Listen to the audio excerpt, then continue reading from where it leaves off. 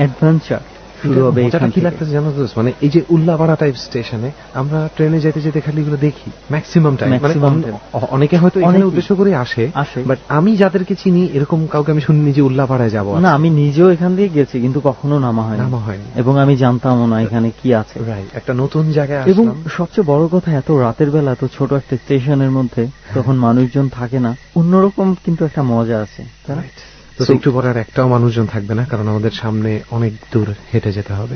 আমাদের এখন rail line ধরে মানে এমন একটা জায়গায় যেতে হবে যেখানে ট্রেন কখনো তো থামেই না, ইভেন মানুষও কখনো যায় না। অনেক পুরাতন একটা মসজিদ ওখানে ছিল, যেটাতে কিনা এখন আর কেউ থাকে না।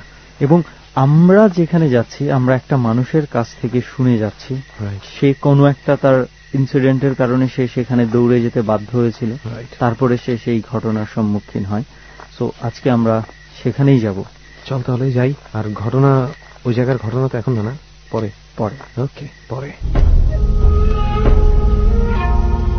রেল লাইন ধরে 2-3 কিলোমিটার হাঁটার পর আমরা পৌঁছে গেলাম আমাদের কাঙ্ক্ষিত জায়গায়, যে জায়গাটি সম্বন্ধে আমরা তেমন কিছু জানি না, বাট আমাদের কাছে মনে হয়েছে এই জায়গাটাই সেই জায়গা। ওকে, ট্রেন লাইনের ধারে বসে আছি আমরা, ট্রেন লাইন থেকে একটু দূরে। আমরা কিন্তু এই জায়গাটা মোটামুটি একটু আন্দাজই আসতে হয়েছে। এটা আমার মনে হয় আমাদের শ্রোতাদেরকে তো আর ইয়াদ করে লাভ নেই। আসলে এই জায়গাটার স্পেসিফিক কোনো নামও মনে হয় নাই, আসলেই নাই। আমরা জানি না, শুধু এতটুকু জানি ওখান থেকে হেঁটে আসতে হবে 2-3 কিলোমিটার। উনি একটা সাদা ওয়ালের কথা বলেছিলেন, ভাঙাচোরা। আমরা সেই সাদা ওয়াল দেখে থেমে গেছি, আমরা আর কিছু জানি না। রাইট। তো যাই হোক, আমরা সাথে যারা আছে তাদের কাছেই শুরু করি। শুধু সাদা ওয়ালের কাছে, যেখানে কেউ আসে না, যেখানে কোনো পথ নেই, রিক্সা নেই, গাড়ি নেই, ঘোড়া নেই, যেখান থেকে শুধু একটা ট্রেন লাইন চলে গিয়েছে আর মাঝে মাঝে ট্রেন চলে যায়, সেখানে ওই লোকটা কেন থেমেছিল এটা না হয় আরো পরে বলি। তবে এতটুকু বলি যে আজকে হয়তোবা ট্রেন লাইনের ধারে বসে ট্রেনের কোনো ঘটনাই আমরা যদি পেয়ে যাই, তাহলে হয়তোবা একদম টাইমিংটা খুব ভালো হয়ে যাবে। প্রথমে কার কথা শোনা যায় বল, কার গল্প শুনবো? প্রথমে কি আমরা আশরাফুল ভাইকে দিয়ে শুরু করবো? Let's begin with okay. Well friends, আবারও ডর মানে আমাদের সাথে কোথাও না কোথাও থেকে কোনো না কোনো অতিথি এসে জয়েন করে এবং কোথাও না কোথাও বসে, অবশ্যই কোথাও না কোথাও বসে।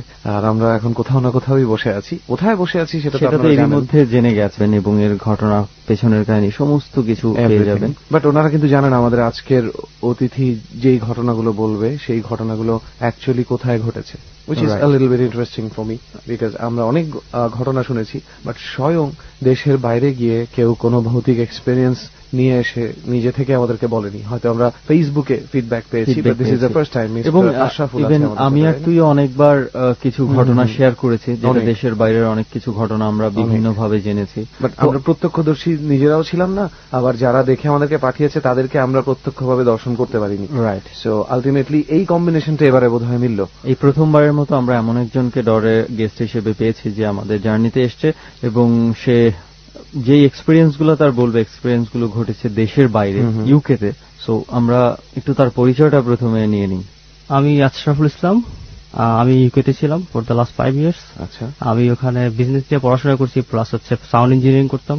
আমার ব্যান্ড ছিল, বেসিক্যালি আমি musician. Okay, that's great. As a musician আপনি ইউকেতে পড়াশোনা করেছেন, you must have led a really modern life. এই মডার্নাইজ লাইফের মধ্যে যখন কিছু একটা সুপারন্যাচারাল বা অলৌকিক কিছু যখন ঘটে, how did you first feel? Just এটা আমাকে একটু বলেন যে আপনার অনুভূতিটা কেমন ছিল যখন এই ধরনের একটা কিছু আপনি বিশ্বাস করতে বাধ্য হলেন। Actually this is really unexpected. কারণ হচ্ছে ওইখানে বেসিক্যালি এটা দেশ থেকে কখনো ভাবিনি যে ওখানেও কিছু এরকম থাকতে পারে, বাট মানে ওখানের বাড়িগুলা প্লাস হচ্ছে ওদের যে ট্রেডিশন গুলো দেখার পর অ্যাকচুয়ালি মানে জিনিসটা ফিল হয় প্রায় সময়। ওদের যেমন অনেক পুরানো ওদের মানে কুইনের বাড়ি অথবা যাই হোক, সবকিছু একটা ট্রেডিশনাল অনেক ইয়ে আছে। যেমন টাওয়ার ব্রিজে একটা জায়গা আছে, ওইখানে আগে এক সময় সব মানুষকে শাস্তি দেওয়া হতো, ওখানে বিভিন্ন প্রকার টর্চার করা হতো। তো ওইখানে গেলে এখনো নাকি রাতের বেলা অনেক সময় অনেক মানুষ দেখে যে মানে কিছু একটা হচ্ছে, এই টাইপের অনেক কিছু খেয়াল করে। লন্ডন যে জায়গাটা ট্রেডিশনাল একটা জিনিস থেকে যায় ওখানে, তো দেখলেই একটা গাছি উড়ে ওঠার মতো কিছু প্লেস। মানে actually I should tell my listeners, আমি শ্রোতা বন্ধুদের একটু বলে রাখি যে ট্রেডিশনাল বলতে আশরাফুল ভাই যেটা মিন করছে, London is a very ancient city, অনেক প্রাচীন একটা শহর, এবং তাদের যে বিভিন্ন রকম মানে মনিউমেন্টস গুলো আমরা যেগুলো বলি অ্যাকচুয়ালি, যেমন আমরা ময়নামতিতে গিয়ে যেটা ফিল করি, হ্যাঁ, অনেক পুরোনো একটা মন্দিরে ঢুকলে বা একটা মসজিদ দেখলে আমরা যেটা ফিল করি, পুরো লন্ডন শহরটাই কিন্তু এভাবে, রাইট, অনেক পুরনো একটা শহর এবং অনেক ইতিহাস আছে, বিল্ডিং গুলোর স্ট্রাকচার থেকে শুরু করে সবকিছু একটা 200 থেকে 300 বছর পুরনো বিল্ডিং। এটার ইতিহাস অনেক পুরনো এবং অনেক বড় ইতিহাস, এবং সেই ইতিহাসের অনেক কৃতিত্ব আছে, অনেক জঘন্য ঘটনাও আছে, সবকিছু মিলিয়ে আছে।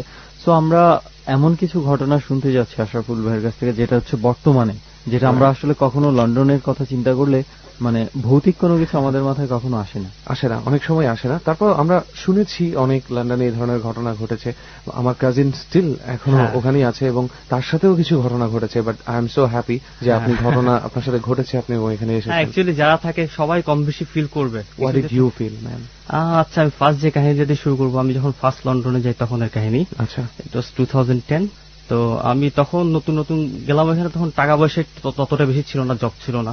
আচ্ছা, তো একটা বাসা পেলাম, মানে হাউস বেসিক্যালি। তো এখানে একটা অলরেডি মানে একটা কাপল থাকে।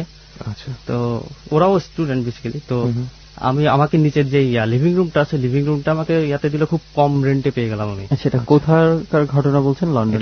এটা হচ্ছে পপুলারে। ওকে, আচ্ছা। তো হচ্ছে এখন আমাকে যখন দিল তখন আমি বললাম, ভাবলাম ভালো, এত কম দাম যখন নিয়ে নিলাম। তো ছিলাম প্রায় মাসখানেকের মতো ছিলাম। তো প্রায় সময় দরজায় আমি নক পেতাম। তো নক পাওয়ার পরে আমি আবার, আমার তো লিভিং রুমের সাথে এবার ডোর, তো আর ওরা ছিল উপরে। ডোর যখন ওপেন করতাম তখন দিয়ে কেউ নেই, প্রায় সময় এরকম নক পেতাম। স্পেশালি তখন আবার স্নোর টাইম ছিল। তো এখন অনেকদিন এরকম গেল। একদিন আমার এক ফ্রেন্ড আসছে আমার বাসায় বেড়াতে। তো ফ্রেন্ড আসার পরে আমাকে বলতেছে যে তুই এই বাসাটা আমি আসছিলাম আগে। আচ্ছা ভাই, একটা ইন্টারাপশন করি। আপনি নক শুনতে পেতেন, সেটা অ্যাকচুয়ালি রাতের কোন সময়টাতে? রাতে বলতে 10টার পরে।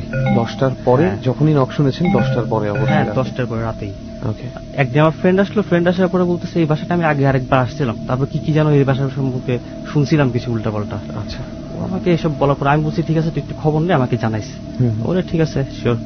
মনে একটা তখন আর একটা এক্সট্রা ভয় হয়ে গেছে, কি হলো ব্যাপারটা কি। তো ওই দিন রাতে এরকম নক শুনলাম, তখন ওই দিন রাতে তো আর ভয় থাকতে পারতেছি না, প্রচন্ড ভয়।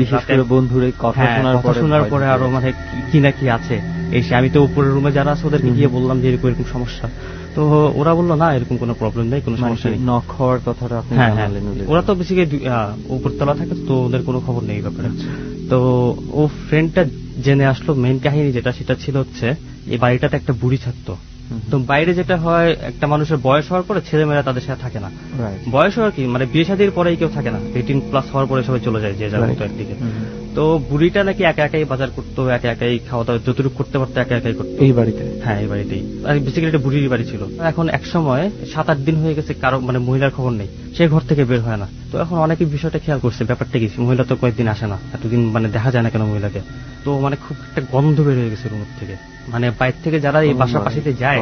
মানে উনি কি মানে মৃত অবস্থায় পৌঁছে গিয়েছিলেন? পরে পুলিশ আসলো, 911 কল করা পরে দরজা খুলে দেখে যে একদম বেডের সাথে মিশে গেছে মহিলা, পচে লাশটা, এরকম একটা অবস্থা। আচ্ছা, apart from the horror things, এটা কি লন্ডনে আপনি যে লাইফস্টাইলটা বললেন, তার মানে অনেক বুড়ো বুড়ি তো মনে হয় বিভিন্ন বাসায়, এটা খুবই কমন থিং, রাইট? আচ্ছা, যাই হোক। তো মানে অনেকদিন এরপর বাসাটা খালি ছিল। এরপর তো বেসিক্যালি বাসাগুলো কাউন্সিলের হাতে চলে যায়, কাউন্সিল গুলো ভাড়া দেয়।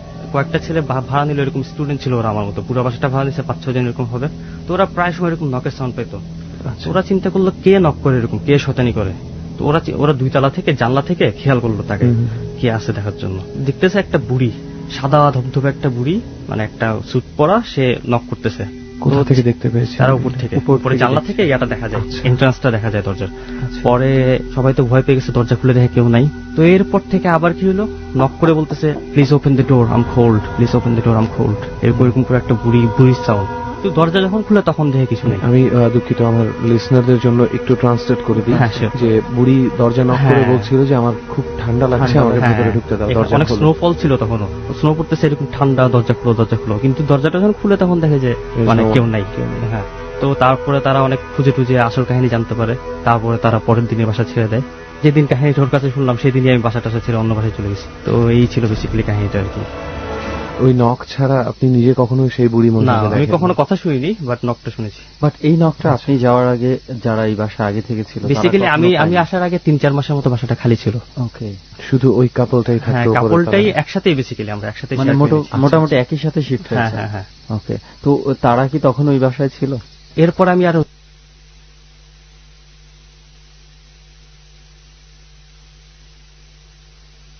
ওদের সাথে এতটুকু যোগাযোগ করিনি, 1 মাস তো ওদের সাথে এতটা বাট আমি যতটুকু পরে শুনেছিলাম ওরাও ছেড়ে দিছে কিছুদিন পরে। আচ্ছা, তো আশরাফুল ভাই এছাড়া আর কোনো ঘটনা যেটা সাক্ষী আপনি নিজে হয়েছেন? হ্যাঁ, আমি তখন একটা রেস্টুরেন্টে কাজ করি, এটা হচ্ছে অক্সফোর্ড সার্কাসে।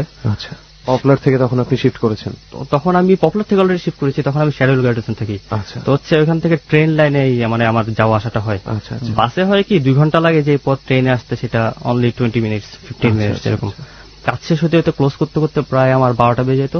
তখন ট্রেনগুলো আবার ক্লোজ হয় 1টার সময়, বাট স্যাটারডে সানডে এই দিনগুলোতে একটু তাড়াতাড়ি ক্লোজ হয়ে যায়, লাইক 11:30 12টা এরকম ট্রেনগুলো। তো খুব তাড়াহুড়া থাকতে হয় ওই দিন, খুব দৌড়িয়ে গিয়ে লাস্ট ট্রেন ধরতে হয়, লাস্ট ট্রেন চলে গেলে আর কিচ্ছু পাওয়া যাবে না। তো আমি গেলাম, নামার পরে লাস্ট ট্রেন মিস করলাম। আমি লাস্ট ট্রেন মিস করার পরে আমি যেটা দেখলাম, মানে ওই দিন একটা ডিফারেন্ট ফিলিংস, চাকিয়ে দেখি কেউ নাই। এটা always thousands of people, always একদম নতুন ছিল। হ্যাঁ অবশ্যই, মানে থাউজেন্ড এত পরিমাণ মানুষ থাকে ওখানে, ওই দিন কোনো মানুষ নেই, মানে খুব ডিফারেন্ট, নিজের কাছে ভয় লেগে উঠলো। এখন আমি ভাবলাম যে আচ্ছা এই ট্রেনটা যখন পাচ্ছি না, আরেকটা ট্রেন আছে, ওইটা একটু ট্রাই দিয়ে দেখি, অথবা ওয়ে আউট কোন দিকে, ওইদিকে চলে যাই। ওটা অক্সফোর্ড সার্কাস স্টেশনটা একটু বড়, মানে কয়েকটা ট্রেন এখানে থাকে। তো আমি এখন হঠাৎ করে এক্সিটটা পাচ্ছি না। তো এখন একটা লোক দেখি যে কাজ করতেছে এখানে, ঝাড়ু দিচ্ছে, রাতে বেলা সবাই কাজ করে এখানে, ক্লিনিং এর কিছু মানুষ থাকে। তো লোকটা ইউনিফর্মে ছিল না অবশ্যই। তো আমি তাকে গিয়ে জিজ্ঞাসা করলাম যে আচ্ছা ট্রেন তো লাস্ট ট্রেন ছেড়ে দিছে, এখন তো মানে এখন ভিক্টোরিয়া লাইন যেটা ঠিক আছে। তো এখন উনি বললো যে হ্যাঁ ওইদিকে চলে যাও, ইংলিশে যেটা আর কি। তো এখন আমি গেলাম ওইদিকে গিয়ে, এইগুলিটা আমি কখন আগে আসলে খেয়াল করিনি, এই সেক্টরটা আমি কখন আসিনি। এসে দেখি যে কয়েকটা লোক এদিকে বসা। এখন হঠাৎ করে একটা ট্রেন আসলো, খুব পুরানো স্টাইলের। এখন আমি ট্রেনটা দেখে আমি এরকম ট্রেন তো কখনো দেখিনি। আমি লোকগুলো উঠলো, ট্রেনটা চলে গেল, আমি না ট্রেনটাতে উঠি নাই, আর এটা আমার ট্রেনও না, আমি উঠবোই বা কেন। তো আমি ব্যাক করে আবার চলে আসলাম। আসার পরে আমি এখন আরেকটা লোককে দেখছি, মানে ইউনিফর্মড, সে ক্লিন করতেছে। তো আমি তাকে বললাম যে এখানে একটা ট্রেন দেখলাম। বলে না, এখানে তো কোনো ট্রেন চলে না, এটা তো এটা অনেকদিন ধরে বন্ধ, এই প্ল্যাটফর্মটাতে কোনো ট্রেন অনেকদিন ধরে চলে না।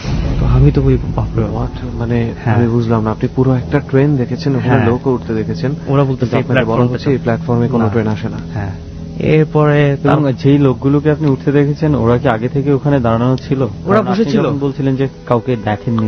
না, ওটা হচ্ছে ওই শুধু ওই জায়গাটাই পুরোটা খালি ছিল। অনেক পুরনো একটা ট্রেন দেখেছেন, ওই লোকগুলোর গেট আপ বা স্টাইল কেমন ছিল? কোট পরা, লন্ডনে যে ট্রেডিশনাল যেরকম কোট পরে, মানে nothing old about that basically. হ্যাঁ, এরকম ওল্ড টাইপেরই, অনেকে অনেক রকম পরে, বাট ওল্ড এত কিছু না আমি খেয়াল করিনি তখন হুট করে। আচ্ছা, তখন লোকগুলো উঠে চলে গেল, আমি তো ইয়ার উপর তারপরে চলে আসলাম। তো এই ছিল আর কি কাহিনী। পুরো ইন্টেনশনটা ছিল ট্রেনের দিকে, হয়তো বা তাহলে আমরা এখন শুনতে পাই। তারপর আমি বাসায় এসে তো আমার আন্ডারগ্রাউন্ড নিয়ে অনেক একটা ইয়া জাগলো। তারপর আমি ইউটিউবে গেলাম, অনেক ডকুমেন্টারি দেখলাম, তারও কিছু ঘটনা পেলাম। তারপরে আমি অবশ্য অনেকের সাথে যোগাযোগ করছি এই ব্যাপারে। অনেকেই বলছে মানে লন্ডনে আন্ডারগ্রাউন্ড নিয়ে অনেক কাহিনী আছে। এখানে নাকি অনেক যারা কাজ করে এখানে, তারা নাকি রাতের বেলা দেখা যায় মানে ক্লোজিং, মানে 12:30টার পরে বেসিক্যালি কোনো কাজই চলে না। কিছু থাকে ট্র্যাক গুলো চেক করার জন্য, কিছু মানুষ ক্লিনিং এ থাকে, জাস্ট দ্যাটস ইট। মানে ভয়। কিছু মানুষ সিসিটিভিতে অনেক মানুষ দেখতে পায় হঠাৎ করে, ইভেন নাকি অনেক শব্দ শুনতে পায়, মানে মনে হয় যে অনেক মানুষ কাজ করতেছে, অনেক মানুষ ট্রেনের জন্য অপেক্ষা করছে। মাত্র একটা ট্রেন এসে থামলো, হই হুল্লোড়, এই ধরনের কিছু হই হুল্লোড়ের কথা। ট্রেন এসে থামলো নাকি এরকম কিছু শুনি নেই, বাট অনেক মানুষের শব্দ, মানে কথাবার্তা বলতেছে, ইয়া করতেছে। আমি হই হুল্লোড়ের কথা বললাম কারণ এই ব্যাপারটা আমাকে আমার কাজিন বলেছে যে কিছু স্টেশনে নাকি রাত্রেবেলা হঠাৎ করে যারা কাজ করে, উনি যেটা বললেন আমি জানতাম না, ট্র্যাকে কাজ করে, আমি জানতাম এমনিতে হয়তো সিকিউরিটি গার্ড হিসাবে। ও তখন প্রথম গিয়েছে, তো আমাকে বললো যে যারা ওইখানে রাতে থাকে এরকম নাকি হঠাৎ টানেলের মতন আছে ভিতরে, তো মনে হয় যেন এখনই টানেল থেকে ট্রেন বের হবে, এরকম একটা ফিলিংস আসে, কিন্তু কিছু আসে না, এরকম নাকি অনেক সময় হয়। এবং সিসিটিভিতে অনেকে দেখতে পাচ্ছে, অনেক লোক বসে আছে, তো ওরা চেক করতে গেছে এত রাতে কে মানে ভিতরে আটকা পড়লো নাকি, গিয়ে দেখে আসলে কেউ নেই। পরে আরো একটা কাহিনী আমি যেটা পেয়েছি সেটা হচ্ছে, একটা লোক একবার মানে এরকম কাজ করতেছিল টানেলের ভিতরে। কাজ করার সময় সে বুঝতে পারে না লাস্ট ট্রেনটা যে একটা বাকি আছে। তো সে কাজ করতে করতে এমন সময় হঠাৎ করে ট্রেনের নিচে সে চাপা পড়ে লোকটা। সে টের পায়নি ট্রেন আসছিল। অ্যাকচুয়ালি সে হয়তো হেডফোনে কাজ করতে, এত কিছু আমি ডিটেলস শুনিনি, বাট লোকটা চাপা পড়ছে ট্রেনে সামহাও। তো চাপা পড়ার পরে এগুলো আসলে মানে বুঝলাম না আমি এই ব্যাপারটা। না, এটা হচ্ছে হয় অনেক সময়, যেমন তুই একটা জিনিস দেখ যে আমরা আমাদের এখানে দেখি যে ট্রেনে অনেক সময় কাটা পড়ে, তো এটা তাহলে তো আমরাও বলতে পারি যে এই লোকগুলো কি দেখে নাই, না, এগুলো তো অ্যাক্সিডেন্ট। যারা ওখানে কাজ করছে, তুই যদি ট্রেন লাইনেই থাকিস, you should feel the sound. না, এটাও একটা অ্যাক্সিডেন্ট ধরে নিতে হবে। সামহাউ সে অ্যাক্সিডেন্ট, আপনারা কাহিনীটা অবশ্যই পাবেন, অনলাইনে সার্চ করলে কাহিনীটা পাবেন। তারপর থেকে যে যারাই মানে এরকম চালায় ট্র্যাকে, চালানোর টাইমে ওই লোকটাকে দেখতে পায়, মানে দেখা যায় যে একজন কাজ করতেছে, ড্রাইভার দেখতে পায়। হ্যাঁ, ড্রাইভার দেখতে পায়। দেখে তারা অনেক সময় ট্রেন থামিয়ে দিছে, কিন্তু দেখে যে মানে কেউ নেই, এরপরে দেখে কেউ নেই। এরকম মানে কাহিনীটা আছে অলরেডি অনলাইনে আছে। অনেক ড্রাইভার নিশ্চয়ই সেই একই লোককে দেখতে পেয়েছে। হ্যাঁ, একই লোককে দেখতে পেয়েছে, মানে যেরকম যে গেটআপে ছিল সেই ওইরকম গেটআপে, মানে লোকটা কাজ করতেছে এভাবে দেখতে পেয়েছে, কিন্তু কিছু নাই বেসিক্যালি।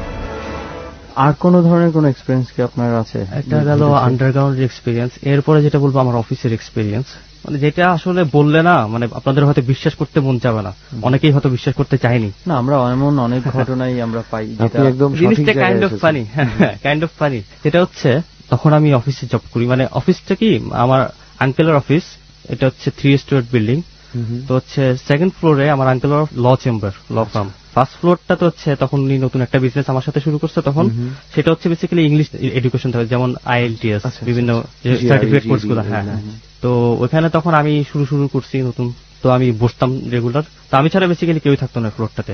প্রায় সময় দেখা যেত উপর থেকে যে কলিগ গুলো ছিল ওরা মাঝে মধ্যে এসে আমার সাথে আড্ডা দিত, এরকম কিছুই। তো একদিন মানে ফ্রাইডে, তো end of the week, Saturday Sunday weekend, তো হচ্ছে ফ্রাইডে সবাই আমরা খুব হ্যাপি। আমি চিকেন আনলাম বাইরে থেকে, ড্রিঙ্কস এই ধরনের অনেক কিছু তো এনে আমাদের খাওয়া হয় সন্ধ্যার দিকে, সেটা মানে অফিস ক্লোজে কিছুক্ষণ আগে। তো প্রায় 20 পিস এরকম হবে, এরকম চিকেন আনছি, খাইলাম সবাই। খাওয়া দাওয়ার পরে আবারও সেম ভাবে বেসিক্যালি হয় কি, ওরা একটা কাগজের প্যাকেট থাকে, ওই প্যাকেটটা আবার একটা পলিথিনে ভরে দেয়। ঠিক আছে, আমরা খাইলাম, সব খাওয়ার পরে আবার হাড্ডিগুলা আমরা আবার ওই প্যাকেটেই ফেলে পলিথিনটা আবার ক্লোজ করলাম আমি নিজেই। ক্লোজ করে আবার আমি সেটা আবার একটা বালতিতে একটা কালো বিন থাকে, বিনের ভিতরে রাখলাম। তো রেখে অফিস ক্লোজের টাইমে, তো ওই দিন আবার বিন নিতে আসেনি। তো বিন আসলে বেসিক্যালি ওখানে রাখা যায় না, মানে বিন নিতে গাড়ি আসে। এখন আমি বিনটা ক্লোজ করে ওইভাবে রেখে চলে গেছি ওই দিন। এখন অফিস ক্লোজ করে, অফিসের চাবি বেসিক্যালি আমার কাছেই, অফিসের চাবি আর করার কাছে নেই।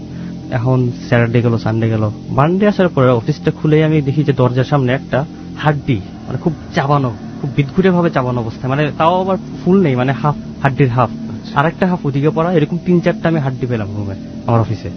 তাই এক পর্যায়ে মনে করলাম যে হয়তো কেউ খেয়ে হয়তো ফেলছে। পরে আবার চিন্তা করলাম না, আমি তো ঝাড়ু দিছিলাম, ব্রাশ করা হয়েছিল অফিস শেষ করার পরে। তো আমি গিয়ে বসলাম, অফিস করতেছি। যাক, এখন ওই দিন ক্লোজের টাইমে আমি বিনটা হাতে নিলাম, দেখি যে বালতি যেটা, মানে বিনের ঝুড়ি যেটা, ঝুড়িতে দেখি যে সেম ওয়েতে ওইভাবে হাড্ডি, অনেকগুলো হাড্ডি একসাথে পড়ে আছে ওখানে, একদম চাবানো, এমন ভাবে চাবানো যে হাড্ডির ভিতরে যে অংশগুলো যেগুলো থাকে ওগুলো নেই, মানে খুব বোঝা যাচ্ছে, মানে খুব ভালোভাবে চাবানো, মানে একেবারে মজ্জাগুলো শুষে নেওয়া, একেবারে শুষে নেওয়া হয়েছে।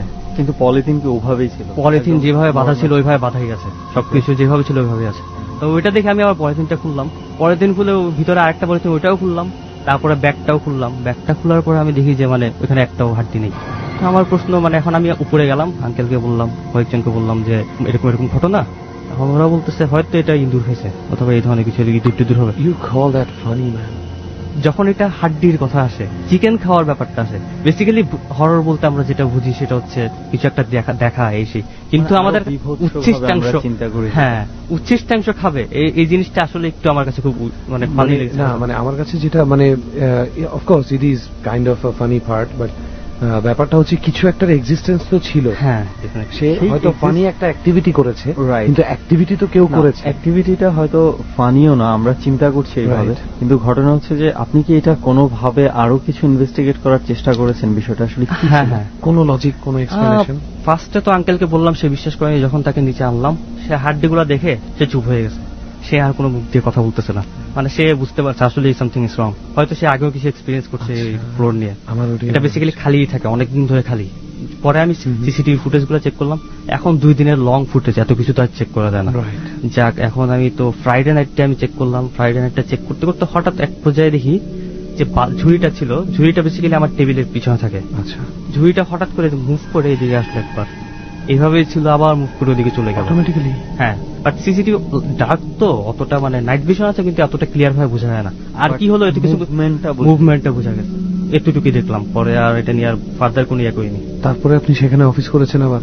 বেসিক্যালি এরপরে একা বসতে ভয় পেতাম, তো কাউকে না কাউকে হয়তো ডেকে আনতাম। দিনের বেলা না, অ্যাকচুয়ালি আলো থাকে তো, মানে ওইভাবে জিনিসটা লাগে না।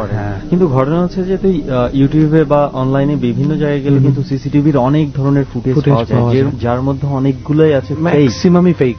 80% ফেক, রাইট। অনলাইন যত সিসিটিভি আমার কেন জানি মনে হয় কি জানিস, দিস ইজ আ স্ট্র্যাটেজি। এরকম অনেক ভিডিও আছে যেগুলোর ইচ্ছে করে প্রচুর পরিমাণে ফেক বের করা হয় যাতে সত্যটা থেকে মানুষ দূরে থাকে। হতে পারে, কিন্তু আমরা এই প্রথম একটা সিসিটিভির ঘটনা আপনাকে পেলাম, যেটা আপনি বলছেন যে যেই ঘটনাটা আপনি নিজে দেখেছেন, তো আপনি এটা বলতেই পারছেন।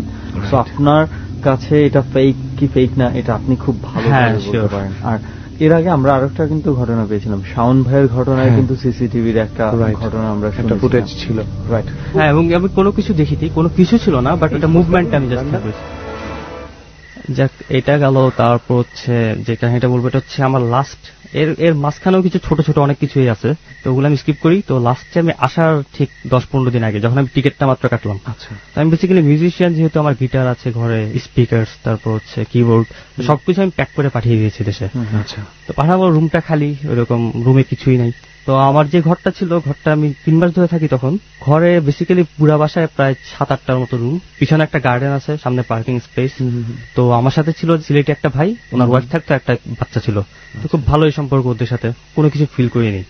পরে লাস্টের ঠিক 10 দিনে, মানে যখন টিকিটটা কাটা শেষ, তখন আমি রাতে একদিন হেডফোন দিয়ে আমি কাজ করতেছি, মানে বিভিন্ন মিউজিকের কাজ করতেছি। তো মানে হঠাৎ করে আমার কাছে মনে হলো কিছু একটা শব্দ হচ্ছে, গান থেকে হেডফোনটা খুললাম, খুলে দেখি কি একটা আঁচড় কাটতেছে ঠিক আমার ইয়াটার উপরে বেসিক্যালি ওখানে তো কাঠের ইয়াগুলা, চালগুলা কাঠের সেইগুলা, তো ওইখানে কে যেন আঁচড় কাটতেছে ওভার দি অ্যাটিক। হ্যাঁ, আমি মানে একদম, আমি প্রথমে বিশ্বাস করতে পারি কি এখানে কেন, আমি একদম কাছে গিয়ে শুনলাম, একদম এখান থেকে এখানে ক্লোজ। কেউ যদি মানে কাঠের মধ্যে যদি আঁচড় কাটে, যে ধরনের শব্দ হয়, এই ধরনের শব্দ, তো আমি ফার্স্টে ভাবলাম হয়তো ঘুন পোকা হয়, অনেক সময় কোনো পোকা অথবা ইঁদুর থাকতে পারে। তা আমি এটা কানে নেই রাতে, ওই দিন রাতে প্রায় সময় হলো 1 ঘন্টা পরে, একটু পরে হয়, ওই দিন রাতের পাতা দিনে। পরের দিন রাতে ওইটা তো পাচ্ছি, একটু পরে নক করতেছে কে, টক টক করে, মানে কেউ যদি উপর থেকে নক করতেছে, ভাবে নক করে ডাকতেছে। আর নক করতে হলে যদি কোনো একটা পাখি বসে অথবা কিছু বসে, ওইটার সাউন্ডটা ডিফারেন্ট থাকবে, বাট নকের সাউন্ডটা কিন্তু ডিফারেন্ট। আমি ঠিক সেম ওই নকের সাউন্ডটা পাচ্ছি। ওই বাকি মেম্বাররা কোথায় ছিল? নিচে? ওরা নিচে ছিল না, ওরা ঠিক মানে 3-4 রুম পরে আরেকটা রুমে ছিল, একেবারে অপোজিটে। ওদের দ্বারাও এই শব্দটা হওয়ার কথা না, ওটা কখনোই না। ওরা বেসিক্যালি 3 জনই ছিল, বাচ্চা ঘুমায়, ওরাও ঘুমায়। ওরা সকালবেলা খুব ভোরে উঠে যেতে হয়, তো ওরা ঘুমায় যায় 10টার ভিতরেই। জিনিসটা বিশ্বাস করতে পারলাম না প্রথমে। পরে আমি কি করলাম, আবু ভাইকে ডাক দিলাম, উনি ঘুম থেকে তুলে নিয়ে আসলাম। তো আনার পর উনাকে যখন আনলাম, অনেকক্ষণ ওয়েট করলাম সাউন্ডটার জন্য। সাউন্ডটা আসলে কন্টিনিউয়াস হতো না, কিছুক্ষণ পরে হুটহাট করে। তো ওনাকে অনেকক্ষণ ওয়েট করলাম, এখন আর শব্দ হচ্ছে না, সাউন্ড আর হচ্ছে না। অনেকক্ষণ উনি ছিল, সাউন্ড হচ্ছে না। এখন উনি আমাকে বললো, আশরাফ তুমি এমনিতে শুনতেছো এগুলো সে কিচ্ছু না। যাক, উনি চলে গেল, আধা ঘন্টার ভিতরে আবার সাউন্ড এভাবে ইয়া করতেছে, কিছুক্ষণ আঁচড় কাটতেছে, কিছুক্ষণ নক করতেছে। তা আমি আবার ফোনটা নিয়ে রেকর্ড করলাম, ফোনটা নিয়ে রেকর্ডিং এ দিয়ে আমি রেখে দিছি, এইবার আমি শোনাবো, রেকর্ডিং এ হলেও শোনাবো। এরপর রেকর্ডটা করে, তারপর রেকর্ডটা ঠিক অফ করে আমি আবার এবার নিয়ে ওনার কাছে নিয়ে গেছি যে দেখেন সাউন্ড শুনেন। এরপর উনি বিশ্বাস করছে, উনি আমার সাথে আবার আসলো, ঢুকার সময় উনি সাউন্ডটা পেয়েছে, কিন্তু ঢুকার পর আর সাউন্ডটা নেই বেসিক্যালি। তো ওই দিনটা কোনো মতে আমি মানে ওই দিন আমাকে মানে কোনোভাবে উপরে যে দেখার চেষ্টা করেননি বা কিছু? ওই সাহসটা অ্যাকচুয়ালি রাতের সময় থাকে না, আর হাউজিং এরিয়া তো মানে খুব শান্ত হয়ে যায়, 9টা-10টার পর খুবই শান্ত হয়ে যায়। পরের দিন সবার কাজ থাকে, জব থাকে, তো আর ওইভাবে সাহসটা হয় না যে উপরে গিয়ে দেখি। ওই দিন গেল, ওই দিন আমি আমাকে আবু ভাই ওনার রুমে নিয়ে, মানে পাশে একটা রুম আছে ছোট, ওইখানে নিয়ে রাখলো। ওইখানে আর কোনো অ্যাক্টিভিটি পাইনি। এটাই ভাবছিলাম যে আপনি ওই ভয়ের কথা চিন্তা করছেন, ওই রুমে আপনি থাকবেন কিভাবে? হ্যাঁ, সেটাই। আর আমার রুমটা গার্ডেন সাইডে ছিল, ওদের রুম ছিল পার্কিং সাইডে, মানে ওই দিকটা একটু মানে মানুষ আসা যাওয়া হয়তো থাকে, কিন্তু ওই দিকটা একদমই নীরব। তো পরের দিন আমি যেটা খেয়াল করলাম, পরের দিন আবার মানে সারাদিন চলে গেল, দিনের বেলা না এগুলো আসলে একটু গায়ে লাগে না। তো যখন রাত হলো, রাতে শুয়েছি, মানে ওই দিন ভাবলাম হয়তো আজকে হয়তো কিছু হবে না, মানে এতদিন 2 মাস 3 মাস ছিলাম, এতদিন কিছু পাইনি, আজকে হঠাৎ করে আবার কি হতে পারে। তো এখন ওই দিন যেটা শুরু হলো, আরো জোরে জোরে স্ক্র্যাচিং। হ্যাঁ, স্ক্র্যাচিংটা ওইভাবেই, কিন্তু ওই দিন আরো শুনতেছি মানে কেউ হাঁটলে যেরকম শব্দ হয়, মানে পায়ের যে একটা বেইজি একটা সাউন্ড, ওই রকম। মানে হয়তো কোনো পশু পাখি হলে ওইরকম বেইজি কোনো সাউন্ডটা হবে না, এরকম বুঝতে পারছেন যে জিনিসটাই মুভ করছে সেটার একটা ওজন আছে। হ্যাঁ, অবশ্যই ওজন আছে। তারপরে আমি তো ভয়ে শেষ। ওই দিন অলরেডি 1টা বেজে গেছে, ওরা সবাই ঘুম। ওই দিনটা আমি কাউকে ডাকতেও পারতেছি না। এখন আমি কি করবো, জানলা দিয়ে একটু হঠাৎ করে চোখ পড়লো বাইরে, এখন ঠিক গার্ডেনে যে বাচ্চাটা একটা সাইকেল আছে, সাইকেলটা দিয়ে মুভ করতেছে, সাইকেলটা সাইকেল গার্ডেনের এই পাশ থেকে ওই পাশে চলে গেল একা একা। হঠাৎ করে একটু দেখে আমি আবার মানে চোখ ঘুরে নিছি, আমার জিনিসটা দেখতে মন চাইলো না যে আসলে এটা কি হয়। আর আমি সাথে সাথে রুম থেকে ব্ল্যাঙ্কেটটা নিয়ে আমি রুম থেকে বেরিয়ে বের হয়ে গিয়ে আমি ওদের রুমের পাশে বাইরে সিঁড়িতে বসে আছি, রুমে আর যাচ্ছি না, লাইটটা জেলে চলে আসছি। তো অনেক ভয় পেলাম ওই দিন। আপনি সারা রাত কি তাহলে সিঁড়িতেই বসেছিলাম? সিঁড়িতে বসে সারা রাত কাটালাম। আমি স্কাইপে থাকি, তো আমার ওয়াইফের সাথে ওই ইউএসএতে থাকে, রাতে এমনিতেও ঘুমানো হয় 3টা-4টার দিকে। আচ্ছা আচ্ছা। তো 4টা বাজার পরে হঠাৎ করে একটু মানে দেয়ালে মাথা রেখে ঘুমাই গেছি। ওরা সকালে ঘুম থেকে উঠে বলে, কি আশরাফ তুমি এখানে কেন, কি হয়েছে? ওরা তো খুবই একটা অবাক হয়ে যায়, আমাকে আবার খুবই আদর করতো ওরা। ওরা বলতেছে এরকম এরকম কাহিনী। আচ্ছা, ওই সাইকেলটা কি ওনাদের বাচ্চারই সাইকেল? হ্যাঁ, ওনাদের বাচ্চাদেরই সাইকেল। এটা বাইরে অলওয়েজই দেখি আমি। তো আমার একটা ফ্রেন্ডকে কল করলাম যে তুই থাকবি আমার সাথে। এখন ওইখানে তো অ্যাকচুয়ালি সবার কাজ থাকে, সবার বাসা নিয়ে একটা সেট আপ থাকে, কেউ কারো বাসায় গিয়ে থাকতে চায় না। এখন ওকে আমি গিয়ে নিজে গাড়ি ভাড়া দিয়ে আনলাম, এনে রাখলাম। ওই দিন রাতে রাখলাম, পরের দিন রাতে রাখলাম, 2 দিন টোটালি কোনো সাউন্ড নেই, আমার কোনো ভয় নেই। যাক, এখন ও ভাবছে হয়তো আমি হয়তো কিছু ভুল শুনতেছি, এবং আমিও চিন্তা করলাম থাক, এখন মনে চলেই গেছে জিনিসটা, হয়তো আর নাই। তো ওই দিন চলে গেল, তারপর ও আর আসেনি পরের দিন। এর পরের দিনে ফোন করার পরও আসেনি। এর পরের দিন যেটা শুরু হইলো, এত জোরে জোরে সাউন্ড হচ্ছে, এত পরিমাণ সাউন্ড হচ্ছে। ওই দিন আমি আর থাকতে পারতেছি না রুমে, মানে প্রায় 10:30 থেকে শুরু হয়ে গেছে এরকম সাউন্ড।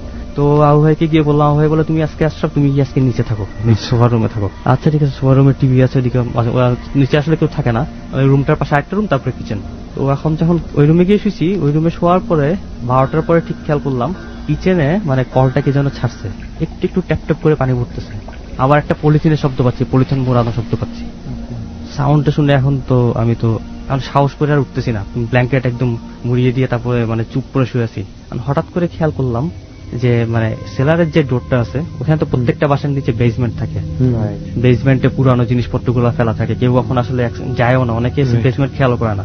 তো বেসমেন্টের লাইটটা হঠাৎ করে জ্বলে উঠছে। দরজা কাঠের ডোর তো, এখন ওখানে ফাঁকা থেকে লাইটের আলো দেখতে পেলাম, ফাঁকা থেকে লাইটের আলো একটু করে হঠাৎ।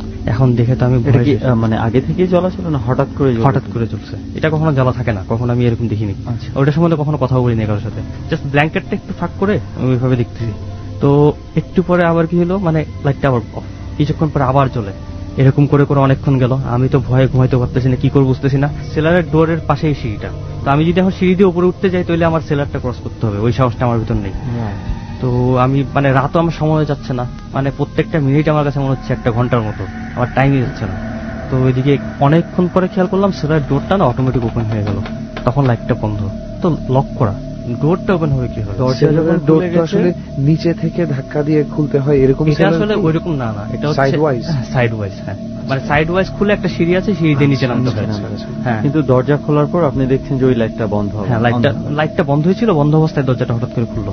এরপরে কি কতগুলো দেখলাম, হঠাৎ করে কিছু ছায়ার মতো, মানে আমি আকৃতি ঠিক বলতে পারবো না, কয়েকটা মানে কিচেনের দিকে চলে গেল, বেসমেন্ট থেকে বের হয়ে। হ্যাঁ, বেসমেন্ট থেকে, মানে ওদিক থেকে, বেসমেন্ট তো দেখা যাচ্ছে না, জাস্ট আমি পাশ থেকে দেখতেছি কতগুলো জিনিস এভাবে চলে, এভাবে মানে গার্ডেনের দিকে, কিচেনের দিকে গার্ডেন, ওখান থেকে গার্ডেনের ডোর, কিচেনের দিকে চলে গেল।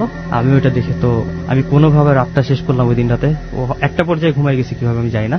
তো সকালে ঘুম থেকে উঠে আমি এই কথা বললাম, পরে আমি আর ছিলাম না ওই বাসায়। যাক, ওইটা ঘটনাটা বলার পরে আমি আবু ভাইকে যখন ঘটনাটা বললাম, সেও আমাকে সেম কাহিনীটা বললো। একদিন নাকি উনি শুয়ে আছে রাতে, আমার ওয়াইফটা ঘুমাই গেছে, উনি দেখতেছে, মুভি দেখতেছে। তো হঠাৎ করে দেখে যে সেলারের লাইট চলে, উনি গিয়ে সেলারটা খুলে লাইটটা বন্ধ করে আবার এসে শুয়েছে। একটু পরেই আবার দেখে যে লাইটটা আবারও জ্বলে উঠছে। মানে ভয়। যাক, ওর পরে আমি আবু ভাইকে যখন ঘটনাটা বললাম, সেও আমাকে সেম কাহিনীটা বললো। একদিন নাকি উনি শুয়ে আছে রাতে, আমার ওয়াইফটা ঘুমাই গেছে, উনি দেখতেছে, মুভি দেখতেছে। তো হঠাৎ করে দেখে যে সেলারের লাইট চলে, উনি গিয়ে সেলারটা খুলে লাইটটা বন্ধ করে আবার এসে শুয়েছে। একটু পরেই আবার দেখে যে লাইটটা আবারও জ্বলে উঠছে। পরের দিন কি করছে, একটা হুজুর থেকে একটা ইয়াসিন সূরা একটা এনে এখানে লাগাই দিয়েছিল। এরপর নাকি এই জিনিসটা আর হয়নি। সেম ঘটনাটা আমি আবু ভাইয়ের কাছে পরে পাইলাম। তো এরপরে আর এই বাসায় ছিলাম না, 2 দিন হোটেলে থেকে তারপরে চলে আসলাম আর কি বাংলাদেশে। হ্যাঁ, এই ছিল এই লাস্ট ঘটনা। ওকে, মানে আমরা আজকে সরাসরি কিছু ঘটনা শুনলাম, মানে একদম প্রত্যক্ষদর্শী। একদম, মানে যারা শুনেছে তারা নিশ্চয়ই ঘটনাগুলোর মানে কতটুকু বিশ্বস্ততা আছে এটা তার কথা শুনলেই বুঝতে পারবেন। মানে আমার এখন পর্যন্ত অনেক অনেক অনেক huge number of horror movies দেখা আছে। তার মধ্যে আমি সবসময় যেটা নাম বলি, দ্য কনজিউরিং, আমার খুব পছন্দ। ওইটার ঘটনাও কিন্তু এরকম একটা সেলারেই শুরু হয়। হ্যাঁ, সেলারে, তাই না? বাইরের সেলার গুলো আসলে একটু মানে এতটাই, তুই দেখলেই তোর কেমন যেন একটা গা ছমছমে ভাব আসবে, পুরানো জিনিসগুলো লাগে। ওই বেসমেন্ট নিয়ে অনেক ডকুমেন্টারি আছে, সার্চ করলেই আপনি শত শত ডকুমেন্টারি পাবেন যে এই বেসমেন্ট। আর দেখা যায় যে এর আগে যারা ছিল, তার আগে যারা ছিল, তার আগে যারা ছিল, তাদের অনেক জিনিস পড়ে থাকে সেলারে। সেলারটা বেসিক্যালি কেউ টাচ করে না, তো মানে সেলারটা যায় না। এবং আমার যে আমি যে বললাম, আমার ফ্রেন্ড থাকতো এখানে, আমার কাজিন, ওর 4-5টা ফ্রেন্ড মিলে ওরা যে ভাষা থাকতো, ওরা ইভেন উল্টা পাল্টা ধরনের মজা করতো। যেমন মনে কর ওদের নাকি এরকম একটা সেলার রুমে কিছু একটা ওরা ফেলে দিলে ওটা আবার পরের দিন দেখা যেত যে গেটের সামনে সিঁড়িতে এনে রাখা, যে এটা এখানে ফেলো না, এরকম একটা ব্যাপার। কেউ হয়তো গুছিয়ে এনে রেখে গেছে। ইটস নট লাইক কোনো অ্যাটাকিং ব্যাপার নেই, কিন্তু ওই কাপড়টা হয়তো একটা রুমাল ফেলে দিয়েছে নিচে অন্ধকারের মধ্যে, সেটাও গেটের সামনে রাখা। আচ্ছা দেখ, সেলার নিয়ে যখন কথা আসলো, আমার একটা ফ্রেন্ডের কাহিনী বলি। প্লিজ। ওর বাসায় যেটা হয়েছে, মানে কিচেনের পাশেই সেলারের ইয়াটা, ওটা যেটা বললো যে ওটা আবার সাইড ওয়াইজ না, মানে ফ্লোরের সাথে ডোরটা ফ্লোরের মধ্যে একটা ঢাকনা, হ্যাঁ ঢাকনা থাকে। তো আমার ফ্রেন্ডরা প্রায় সময় দেশে চলে আসলে প্রায় 3-4 মাস থাকে, ও ফ্যামিলি সহ থাকে ওখানে, ওর আম্মা ওর বোনরা সহ। তো আমার ব্যান্ডের যে লিড গিটারিস্ট আর কি, তো এখন একদিন কি হয়েছে, ওরা মানে ঢাকা চলে গেছে, ঢাকা চলে যাওয়ার ঢাকা থেকে যখন ব্যাক করলো এখানে দেখতেছে যে সেলারের ডোর খোলা। সেলারের ডোর কিন্তু অলরেডি কার্পেটের নিচে, কার্পেট সরানো, সেলারের ডোর খোলা। তো এটা দেখে ঘরের কি অবস্থা?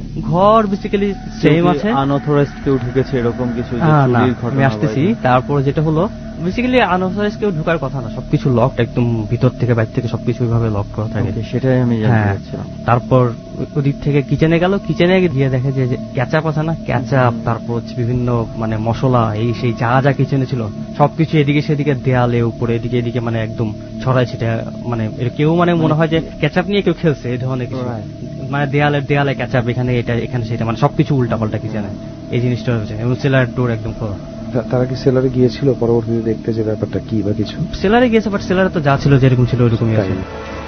এই সেলার সম্পর্কে এত ঘটনা শুনেছি বা টিভিতে দেখেছি বা ডকুমেন্টারিতে দেখেছি, আমার মনে হয় কোনো একটা বাসায় যদি বেসমেন্ট থাকে, ওই বাসা আমার কাছে এমনিতেই ভয়ের মনে হয়।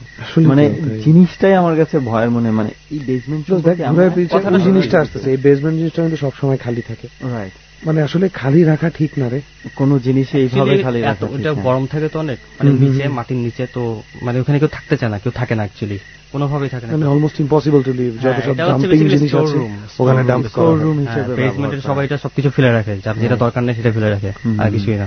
তো আশরাফুল ভাই, আপনি ইউকে তে ছিলেন 5 বছর, আপনার তার মধ্যে এই এক্সপেরিয়েন্স গুলো হয়েছে, আর সেটা আপনি বাংলাদেশে আসার পরে আমাদের সাথে শেয়ার করেছেন। থ্যাঙ্কস আ লট। আমার আসলে ইচ্ছে ছিল অনেকদিন থেকেই, আমি ডটটা শুনি, ডটটা শুরু থেকে আমি শুনতেছি, ফার্স্ট এপিসোড থেকে শুনতেছি। আপনি কি ইউকে থেকে এটা শোনা? না, আমি ইউকে থেকে আসার পরে ডটটা শুরু হয়েছে। আচ্ছা আচ্ছা, ফাইন। তবে একটু জানিয়ে রাখি যে আশরাফুল ভাই কিন্তু আমাদের সাথে যুক্ত হয়েছে ফেসবুকের মাধ্যমে। ফেসবুকে আশরাফুল ভাইয়ের সাথে আমার কথা হচ্ছিল, উনি ইনবক্স করেছেন, দেন কথা হয়েছে, ফাইনালি পেলাম ওনাকে।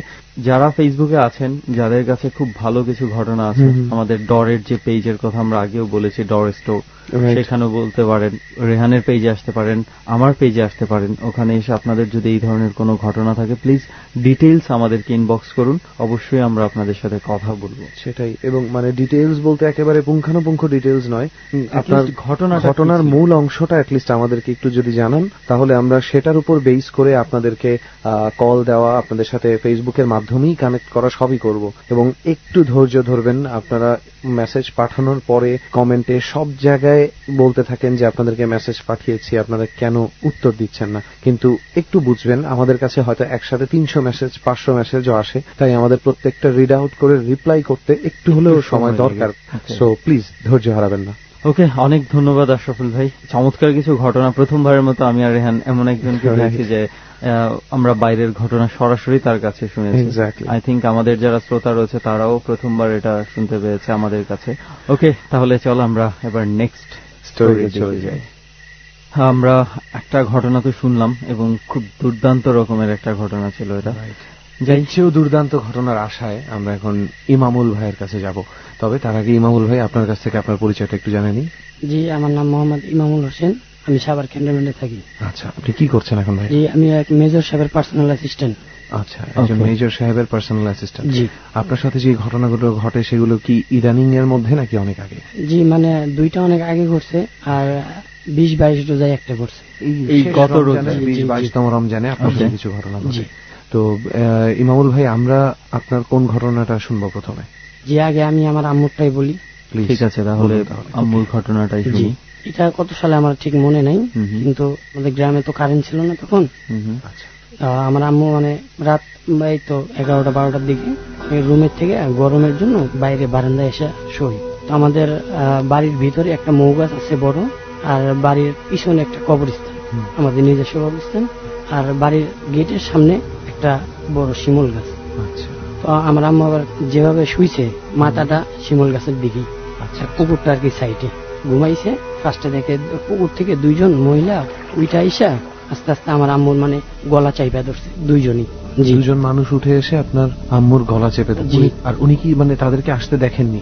না, মানে উনি ঘুমে ঘুমে সব দেখতেছে। আচ্ছা আচ্ছা আচ্ছা, মানে উনি ঘুমে দেখছে, স্বপ্নর মতো দেখছে যে 2 জন আসছে ওখান থেকে এসে ওনাকে চেপে ধরেছে। তারপরে আমার আম্মু তো লড়তে পারতেছে না, কিছুই করতে পারছে না। তো আমার বড় আপু ছিল রুমে, উনি কি কারণে জানি বাইর হয়, বাইরে আমার আম্মুকে দেখে ওখানে শোয়া। তো আম্মুকে টাচ করে, আম্মু জ্ঞান ফেরে। উনি কি অবস্থায় দেখে? আপনার উনি দেখে আমার আম্মু মানে একদমই শর্টে শুয়ে রয়েছে, কোনো লড়াচড়া কিচ্ছু নাই, ঠিক আছে। তখন আমার আম্মু টাচ করে যে আম্মু তুমি এখানে কেন? তোমার আম্মু মানে লাভ দেয়া ওঠে, যা আমার গলা কে জানি চাপ দিয়ে ধরছিল। পুকুর থেকে 2 জন উইটা আসছে, আমি খুব ভয় পাইছি। পরে আমার আপু বলছে আম্মুকে রুমে চলো, থাক, এটা যদি আবার স্বপ্ন টপ্ন হইতে পারে। তো আমি এখানে শুয়ে, আমার খুব গরম লাগতেছে। আসলে মানে এখন পর্যন্ত ঘটনাটা তো স্বপ্নের মতনই মনে হচ্ছে, কারণ যখন মানুষকে বোবায় ধরে তখন এই ধরনের স্বপ্ন দেখেই তারপরে এফেক্টটা শুরু হয়। তারপরে আম্মু এখানেই শুয়ে যায় আমার, ঠিক আছে। তো আমরা আবার ঘরে যাই। তো তার প্রায় 15 মিনিট পরে আবারও মানে একটা জানলা আছে বারান্দায় একদম মাথার কাছে, সেই জানলা দিয়া কেউ একজন হাত ঝুঁকাই দিয়া আম্মুর আসল ধরে টানতেছে শুয়ে থাকা অবস্থায়। এমন জোরে টানতেছে মনে হয় ওনাকে মানে নিয়ে চলে যাবে বাইরে। তো আম্মু চোখ বুঝেই বলতেছে যে কে আপনি, কে, এখান থেকে সরে যান, ঠিক আছে, আপনাকে আমি চিনি না। বলছে চলে যাবো, তুই আমার দিকে তাকা একবার। তো আম্মু ভয়ে ভয়ে একবার তাকায়, যাকে দেখে তার কোনো শরীর নাই, শুধু মাথাটা। মাথাটা অনেক বড় ছিল যা বলছে আমার আম্মু, কিন্তু কোনো শরীর ছিল না, আর চোখ অনেক বড় বড় লাল। তাহলে সে আঁচল টানছিল কি হাত দিয়ে ধরে? না, এটাই বোঝা যায় যে হাত দিয়ে টানে, কিন্তু হাত শরীর কিচ্ছু দেখা যায় না, শুধু মাথাটা দেখা গেছে। মানে কোনো কিছু একটা টানতে ছিল, সেটা হাত দিয়ে টানুক বা কিছু ভাবে সে টান অনুভব করছিল আঁচলটাতে। জি। তারপরে উনি এটা দেখে একটা চিক করে দেয়া ওখানে সেন্সলেস হয়ে যায়। আমরা অজ্ঞান হয়ে যান। তখন আমরা দৌড় দিয়ে বাইরে আসি, এসে দিকে আম্মু এই অজ্ঞান অবস্থা। আম্মুকে উঠে পানি টানি দিয়া সব ঘটনা শুনি আমরা যে এই হয়েছে। আর এই যে পুকুর থেকে যে 2টা লোক উঠে আসতো, এটা আমার মেজ আপুর সাথেও মাঝে মাঝে ঘটতো। মানে যেই আপু আপনার আম্মাকে এসে উঠিয়েছে? না না, উনি ছিল বড় আপু। আচ্ছা। তার ছোট আরেকটা আছে, আমার বড়। আচ্ছা। তার সাথে এই ঘটনাটা ঘটতো। এটা আপনারা কবে জেনেছেন? আপনার আম্মুর সাথে ঘটনাটা ঘটার পরে না আগে? যে আমার আম্মুর ঘটনার পরে এটা। আচ্ছা, এটা মানে ওখানে শুইলেই কি ধরতো নাকি? না না, আমার মেজ আপু তখন ঘরে শুয়েছিল। আচ্ছা, ঠিক আছে। আর উনি মানে ওনার পাশে একটা বাচ্চা ছিল ওনার, ঠিক আছে। তো বাচ্চাকে কিছু করে নাই, বাট ওনাকে এসে ধরছে ওইভাবে, প্রায় 2-3 বেলার মতো ধরছে, বাইসা গেছে যেভাবে হোক, লড়াচড়া খাইছে। আচ্ছা, যেই পুকুরের কথা আপনি বারবার বলছেন যে ওই পুকুর থেকে উঠে আসে, পুকুর থেকে উঠে আসে, ওই পুকুরের কি ওই ধরনের কোনো হিস্ট্রি বা কোনো অতীতের কোনো ব্যাপার আছে ওখানে? হ্যাঁ, ওটা মানে অনেক লোকজনই বলে, ঠিক আছে, রাত করে নাকি পুকুরে মানুষ দেখা যায় অনেক গভীর রাত্রে গোসল করে, কেউ মাছ ধরে, এরকম। ওটা বেশি বড় না। আমরা যে একজনের একটা ঘটনা শুনছিলাম, মানে পুকুরে দেখতে পায় একজন ডুবে যাচ্ছে, তারপরে পুকুরে কিছুদিন নেমে দেখে তার নিজের মা। রাইট, হ্যাঁ হ্যাঁ, এমন একটা ঘটনা আমরা শুনেছিলাম। হ্যাঁ, তো এরকম পুকুর রিলেটেড অনেক কিছুই আমরা এভাবে শুনি, মাঝে মাঝে জানতে পাই। যেমন একটু আগে আমাদেরকে ইমামুল ভাইও বললেন যে ওই পুকুরটারও কিছু হিস্ট্রি আছে। ইভেন একটা ঘটনা আমরা শুনেছিলাম যে রাতের বেলা বৃষ্টির মধ্যে পুকুরের মাঝে কাউকে মানে সাঁতরে বেড়াচ্ছে। একটা কার ঘটনাটা আমি ভুলে গেছি। আমিও মানে অনেকগুলো ঘটনা শুনেছি। আর একটা মেয়ে আমাদেরকে একটা ঘটনা বলেছিল, কোনো একটা টিভিতে সে কাজ করে, তার বাসার পাশ থেকে যাওয়ার সময় একটা পুকুরের মতন পড়তো কলোনির ভেতরে, সেখানেও সে অন্যরকম একটা ঘটনা টের পেয়েছে। তো এই জিনিসগুলা মানে আসলে কিভাবে কতটুকু মানে নেব, কতটুকু ভৌতিক হিসেবে নেব আর কতটুকু মানুষের চিন্তা হিসেবে নেব, বা ভয় থেকে যে ভয়ানক চিন্তাগুলো আমাদের আসে, আমাদের ব্রেন একসময় আমাদেরকে দেখতে বাধ্য করে সেগুলো, তো এগুলো কতটুকু এভাবে নিব দোষ আমি আসলে ঠিক বুঝে উঠতে পারি না। রাইট। তারপরে মানে এটা আমরা যখন জানি যে আমার আপুর সাথে ওই ঘটনা ঘটছে, তখন আমি আসলে ঢাকা এসে পড়ি, আমার আম্মুই বলছে। তো আমার আম্মুর এই অবস্থা হওয়ার পরে উনি প্রায় 7 দিনের মতো জ্বরে পড়ে ছিল, ঠিক আছে। ওনাকে মানে ডাক্তার দেখাইছে অনেক, কিন্তু কোনো কাজ হয় না। ফার্স্টে এক কবিরাজ আসছিল আমাদের ওখানে, নাম করা, তা নজরুল নাম, তাকে আনার পরে উনি ঝাইরা ঠাইরা ভালো করে দিয়েছে। প্রথমে আপনারা ডাক্তারের কাছে যান, তাতে একেবারেই জ্বর কমেনি, একদমই কমেনি। 7 দিন পরে আপনারা কবিরাজ নিয়ে আসেন একজন নজরুল নামের, তার ঝাড় ফুঁকে কোনো একভাবে তার জ্বরটা চলে যায়। ডাক্তার যখন নিয়ে আসে, ঠিক আছে, তারপর যত ওষুধ দিছে খাইছে, বাট ওনার মানে কাঁপুনি কমে নাই, গরমের কালো খেতা, এত ভয় পাইছিল। ওকে, এটা হচ্ছে আপনার সেই প্রথম ঘটনাটা যেটা আপনার মায়ের সঙ্গে এবং আপনার বোনের সঙ্গে ঘটেছে। জি জি জি। ওকে, আপনার নিজের সঙ্গে কি কোনো ধরনের কোনো কিছু ঘটেছে? জি, আমার নিজের সাথে একটা ঘটনা ঘটছে। সেটা হলো আমাদের গ্রামেই, বাট এটা আমার বয়স তখন আনুমানিক 10 বছর হবে। আচ্ছা। গ্রাম অঞ্চল তো, তখন আমাদের বাড়িতে বাথরুম ছিল না। তো ভোর হওয়ার আগে প্রায় 1 ঘন্টা আধা ঘন্টা আগে আমি ছোট ছিলাম, আমার আম্মুকে বলছি আম্মু বাথরুম লাগছে। আম্মু বৃষ্টি ছিল, প্রচুর বৃষ্টি। আচ্ছা, ঠিক আছে চলো ছাতাটা নিয়ে। আমি ছাতাটা নিয়ে একটু ভিতরে গেছি, বাঁশঝাড়ের ভিতরে। ওখানে আম্মু একটু সাইডেই ছিল। তারপরে মানে হঠাৎ করে ডাইন দিকে তাকাই দেখি একটা 4 বছরের মেয়ে, আনুমানিক 4 বছর হবে। তো মেয়েটা অনেক সুন্দর দেখতে, বাট মেয়েটা আমার দিকে তাকাই ছিল অনেক রাগি ভাবে। ঠিক আছে, মনে হয় আমি কোনো ক্ষতি করছি ওর। আর চোখ দুটো অনেক লাল লাল, মানে জ্বলতেছিল এরকম আগুনের দাও যেরকম জ্বলে সেরকম। ছোট একটা বাচ্চা, হঠাৎ করে বাচ্চার চোখে এতই রাগ যে আপনার মনে হচ্ছে যে আগুনের মতো।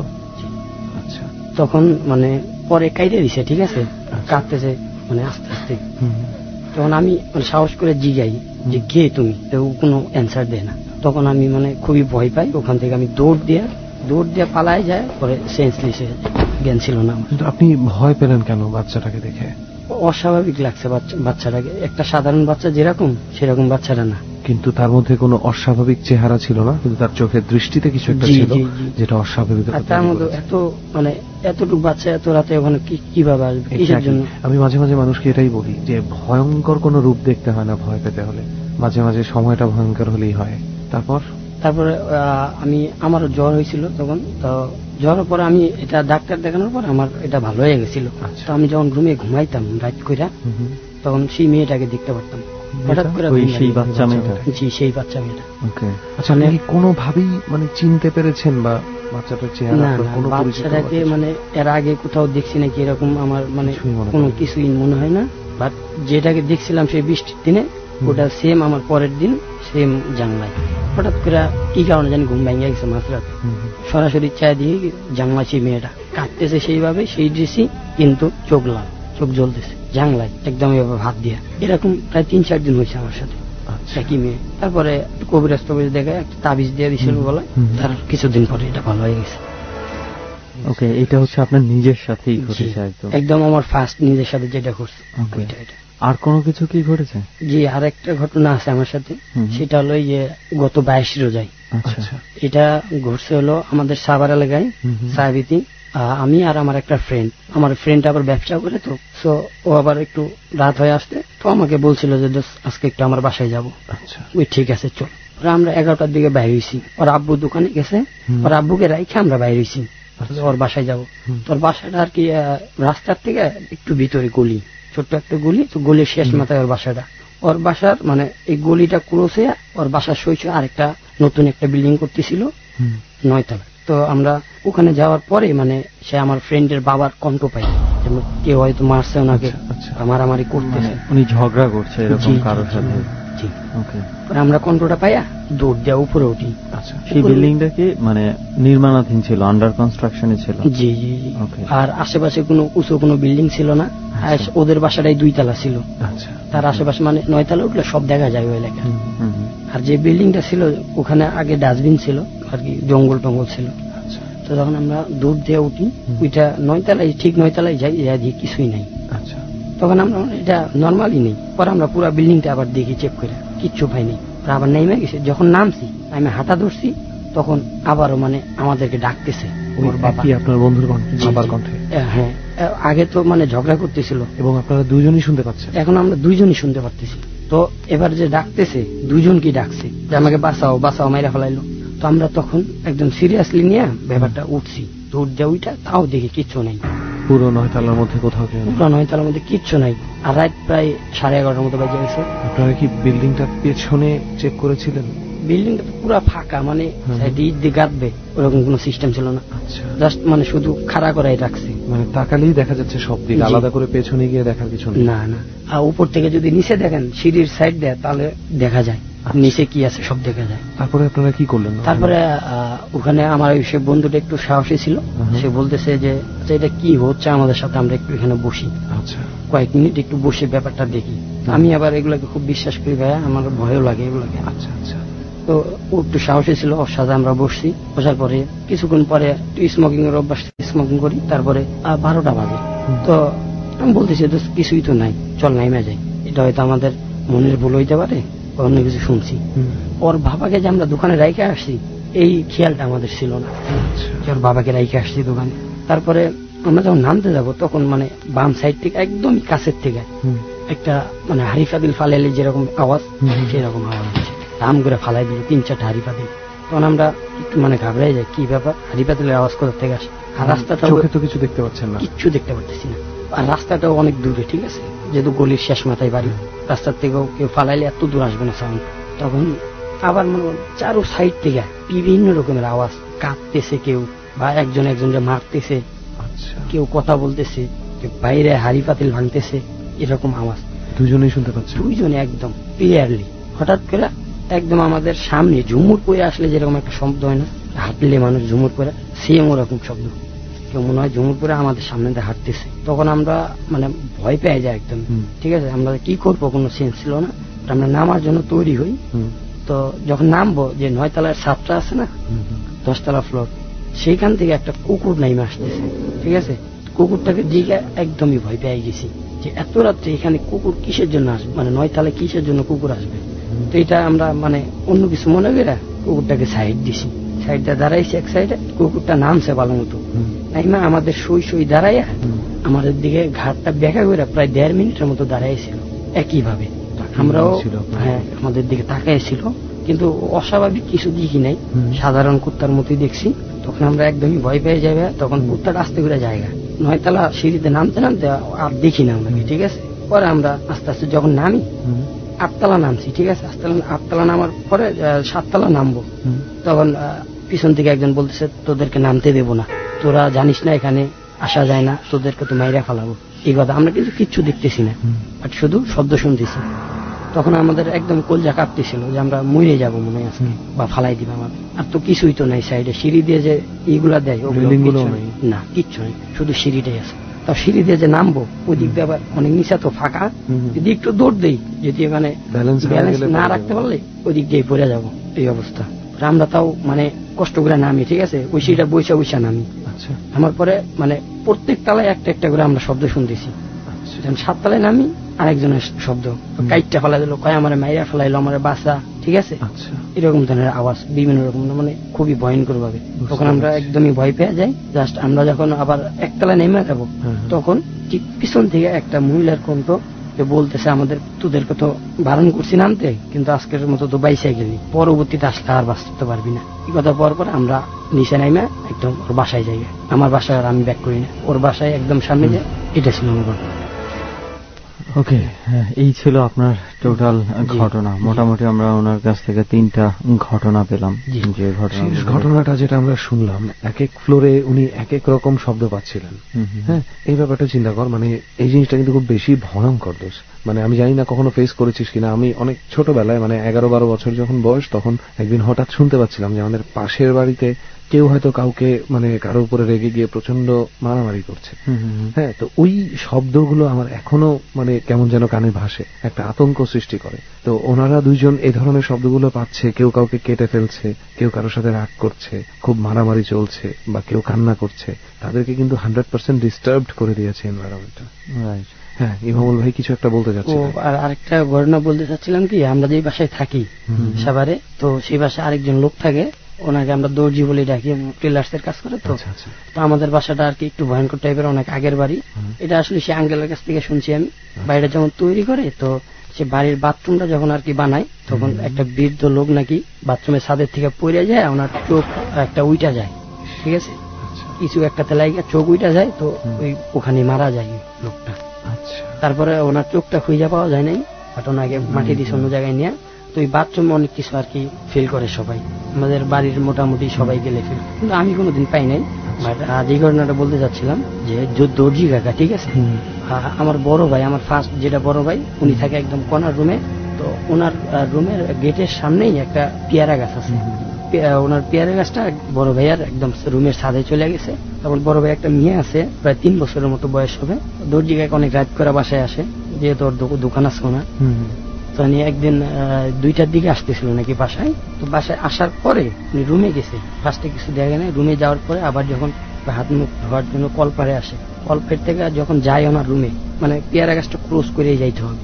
যখন ক্রস করে তখন নাকি আমার যে ভাতিজি সে নাকি ছাদে পেয়ারা নিছে, ঠিক আছে। ছাদে উইঠা পেয়ারা 2টা 2 হাতে নিয়ে বলতেছে দাদু নাও নাও পেয়ারা নাও, ছাদের থেকে বলতেছে। মানে ভয়। দর্জিগাকে অনেক রাত করে বাসায় আসে। তো উনি একদিন 2টার দিকে আসতেছিল নাকি বাসায়, হাত মুখ ধোয়ার জন্য কলপারে আসে। কলপের থেকে যখন যায় ওনার রুমে, মানে পেয়ারা গাছটা ক্রস করে যাইতে হবে। তো যখন ক্রস করে তখন নাকি আমার যে ভাতিজি সে নাকি ছাদে পেয়ারা 2টা 2 হাতে নিয়ে বলতেছে দাদু নাও নাও পেয়ারা নাও, ছাদের থেকে বলতেছে। তো উনি আবার এই ঘটনাটা আমাকে বললো। তো সকালে এটা একটা ঘটনা ছিল আর কি। ওকে, আচ্ছা, আমি একটা ঘটনা একটু বলতে চাই, যদিও এই ঘটনার সাথে রিলেটেড কোনো ঘটনা না। বেশ কিছুদিন যাবত এই ঘটনাটা আমি পেয়েছি এবং ঘটনাটা আমি পড়েছি বেশ কয়েকবার, এবং ঘটনাটা আমার কাছে মানে একটু অদ্ভুত রকম মনে হয়েছে। ছেলেটার নাম খুব সম্ভবত ছিল জিতু। তো সে লিখেছে যে তাদের এলাকাটার নামও আমি ভুলে গেছি, আবার হয়তো দেখলে আমি নামটা বলতে পারতাম। তো তাদের এলাকাতে নদীর এপার ওপার আর কি যাতায়াতের জন্য এখন একটা সেতু হয়ে গেছে, কিন্তু তারপরও একটা সময় ওখানে মানে গুদারা ঘাট ছিল আর কি নৌকা পারাপারের জন্য, এবং নদীটা খুব ছোট না এবং অনেক বিশাল বড় যে তা না, মোটামুটি বেশ ভালোই সাইজের, একদম ছোটখাটো নদী না। তো এইটাতে ওই মাঝি এমনি আগে একটা সময় যখন ব্রিজটা হয় নাই তখন তো খুব পারাপারের জন্য ব্যস্ত ছিল এবং 9টা 10টা 11টা পর্যন্ত অনেক বিজি থাকতো। যখন ব্রিজটা হয়ে গেছে তখন এটা অনেকটা কমে গেছে। তো অনেক মাঝি তখন তাদের এই প্রফেশনটা চেঞ্জ করে ফেলে, অন্য প্রফেশনে চলে যায়। তো কিছু রয়েছে যে 2-1 জন বা 2-3 জন আছে যে যারা এই প্রফেশনটাতেই রয়ে গেছে, যে মাঝে মাঝে মানুষজন একটু যাতায়াত করে, তারা এটা নিয়েই বেঁচে আছে। তো একটা ঘটনা ঘটেছে একটা মাঝির সাথে, সে আমাকে যেটা লিখে পাঠিয়েছে যে ওই মাঝিটাকে তারা খুব ভালোভাবে পরিচিত, কারণ তারা বন্ধুরা যখন নৌকা নিয়ে যদি বের হতো উনাকেই নিয়ে যেত। তো সেই সুবাদে অনেক পরিচিত। তো উনার কাছ থেকে এই ঘটনাটা শুনছে। ঘটনাটা ছিল এমন যে একদিন রাতের বেলা, তো এই পার থেকে ওই পারে যাবে, যদি ব্রিজ দিয়ে যেতে অনেকটা ঘুরে যেতে হবে। তো সে ভাবছে যে এখানে আছে, নদীর ওই পার থেকে ডাকতেছে যে তাকে নিয়ে যাওয়ার জন্য। তো উনি ভাবছে যে রাতের বেলা যেহেতু পারাপার করলে একটু টাকা বেশি পাওয়া যাবে। তো তখন রাত প্রায় 12টা পার হয়ে গেছে। তো উনি নদীর ওই পারে গেছে, যে ডাকছে তাকে আনার জন্য। তো ওই পারে যাওয়ার পর দেখে যে কেউ নাই, খালি পুরা। যেহেতু রাতের বেলা এই উনি অভ্যস্ত, তো উনি ভয় পায় নাই। উনি ভাবছে যে কোনো পোলাপান হয়তো ফাজলামো করছে, বরঞ্চ ওনাদের যে এরকম নিয়ম, ওনারা হয়তো হাক ডাকও করে থাকতে পারেন যে কে ডাকছিলেন বা কে আসছে। সে উনি এই কে ডাকছে এই ডাকছে এমন মানে চিল্লাচিল্লি করেছে, কেউ উত্তর দেয় না। তো উনি ধরেছে হয়তো থাকে না এলাকার কিছু বখাটে পোলাপান থাকে বা ফাজলামো করে, তো উনি হয়তো এই ঘটনা। তো উনি আবার ব্যাক করে চলে যাচ্ছে। আচ্ছা, তো চলে যাওয়ার সময় যখন উনি যে বৈঠা বেয়ে বেয়ে যাচ্ছে, তো একটা সময় হঠাৎ করে উনি খেয়াল করলো যে খুব কষ্ট হচ্ছে, দাঁতটা বাইতে কষ্ট হচ্ছে, মানে কি যেন একটা আটকে ধরে আছে। তো একটা সময় দেখে যে উনি করতে পারতেছে না, পারতেছেই না দাঁড়টা, মানে দাঁড় কেউ ধরে রাখছে, দাঁত টানতেই পারতেছে না। যখন ধরে রাখছে উনি টানাটানি করার পর তখন একটু ভয় পেয়ে গেছে। মানে কি, মানে স্রোতে অনেক সময় স্রোতের চাপ থাকলে হয়তো একটু কষ্ট হইতে পারে, তার নাড়াচাড়া করতে পারবে না, এরকম তো হতে পারে। তো উনি ভয় পেয়ে গেছে, এবং ঠিক এমন সময় পানির নিচ থেকে নাকি কেউ একজন এসে বলছে আমার না নিতে আসলে আমার নিয়ে যাবি না। জাস্ট এইটা বলার পর ওই মাঝি মানে জোরে চিৎকার করে মনে করে নৌকার মধ্যেই পড়ে গেছে। তো ওইখানে ওই আশেপাশে কিছু মানুষ ছিল রাতের বেলা, কেউ আড্ডা মারে, কেউ হয়তো ওই আশেপাশে মাছ ধরার জন্য কিছু মানুষ ছিল। তো ওরা শুনছে, ওরা শোনার পর তাড়াতাড়ি ওরা আসছে, এসে ওই মাঝিদের কাছে তো হ্যারিকেন টেরিকেন থাকে, ওগুলা জ্বালায় দেখে যে সেই মাঝি তার নিজের নৌকার মধ্যে পড়ে আছে, এবং তাকে পরে এখান থেকে নিয়ে যায়। নিয়ে যাওয়ার পরে বাসায় পৌঁছায়, বাসায় দিয়ে আসে। তো সে ওই দিন মোটামুটি বেশ ভালো রকমের অসুস্থ ছিল।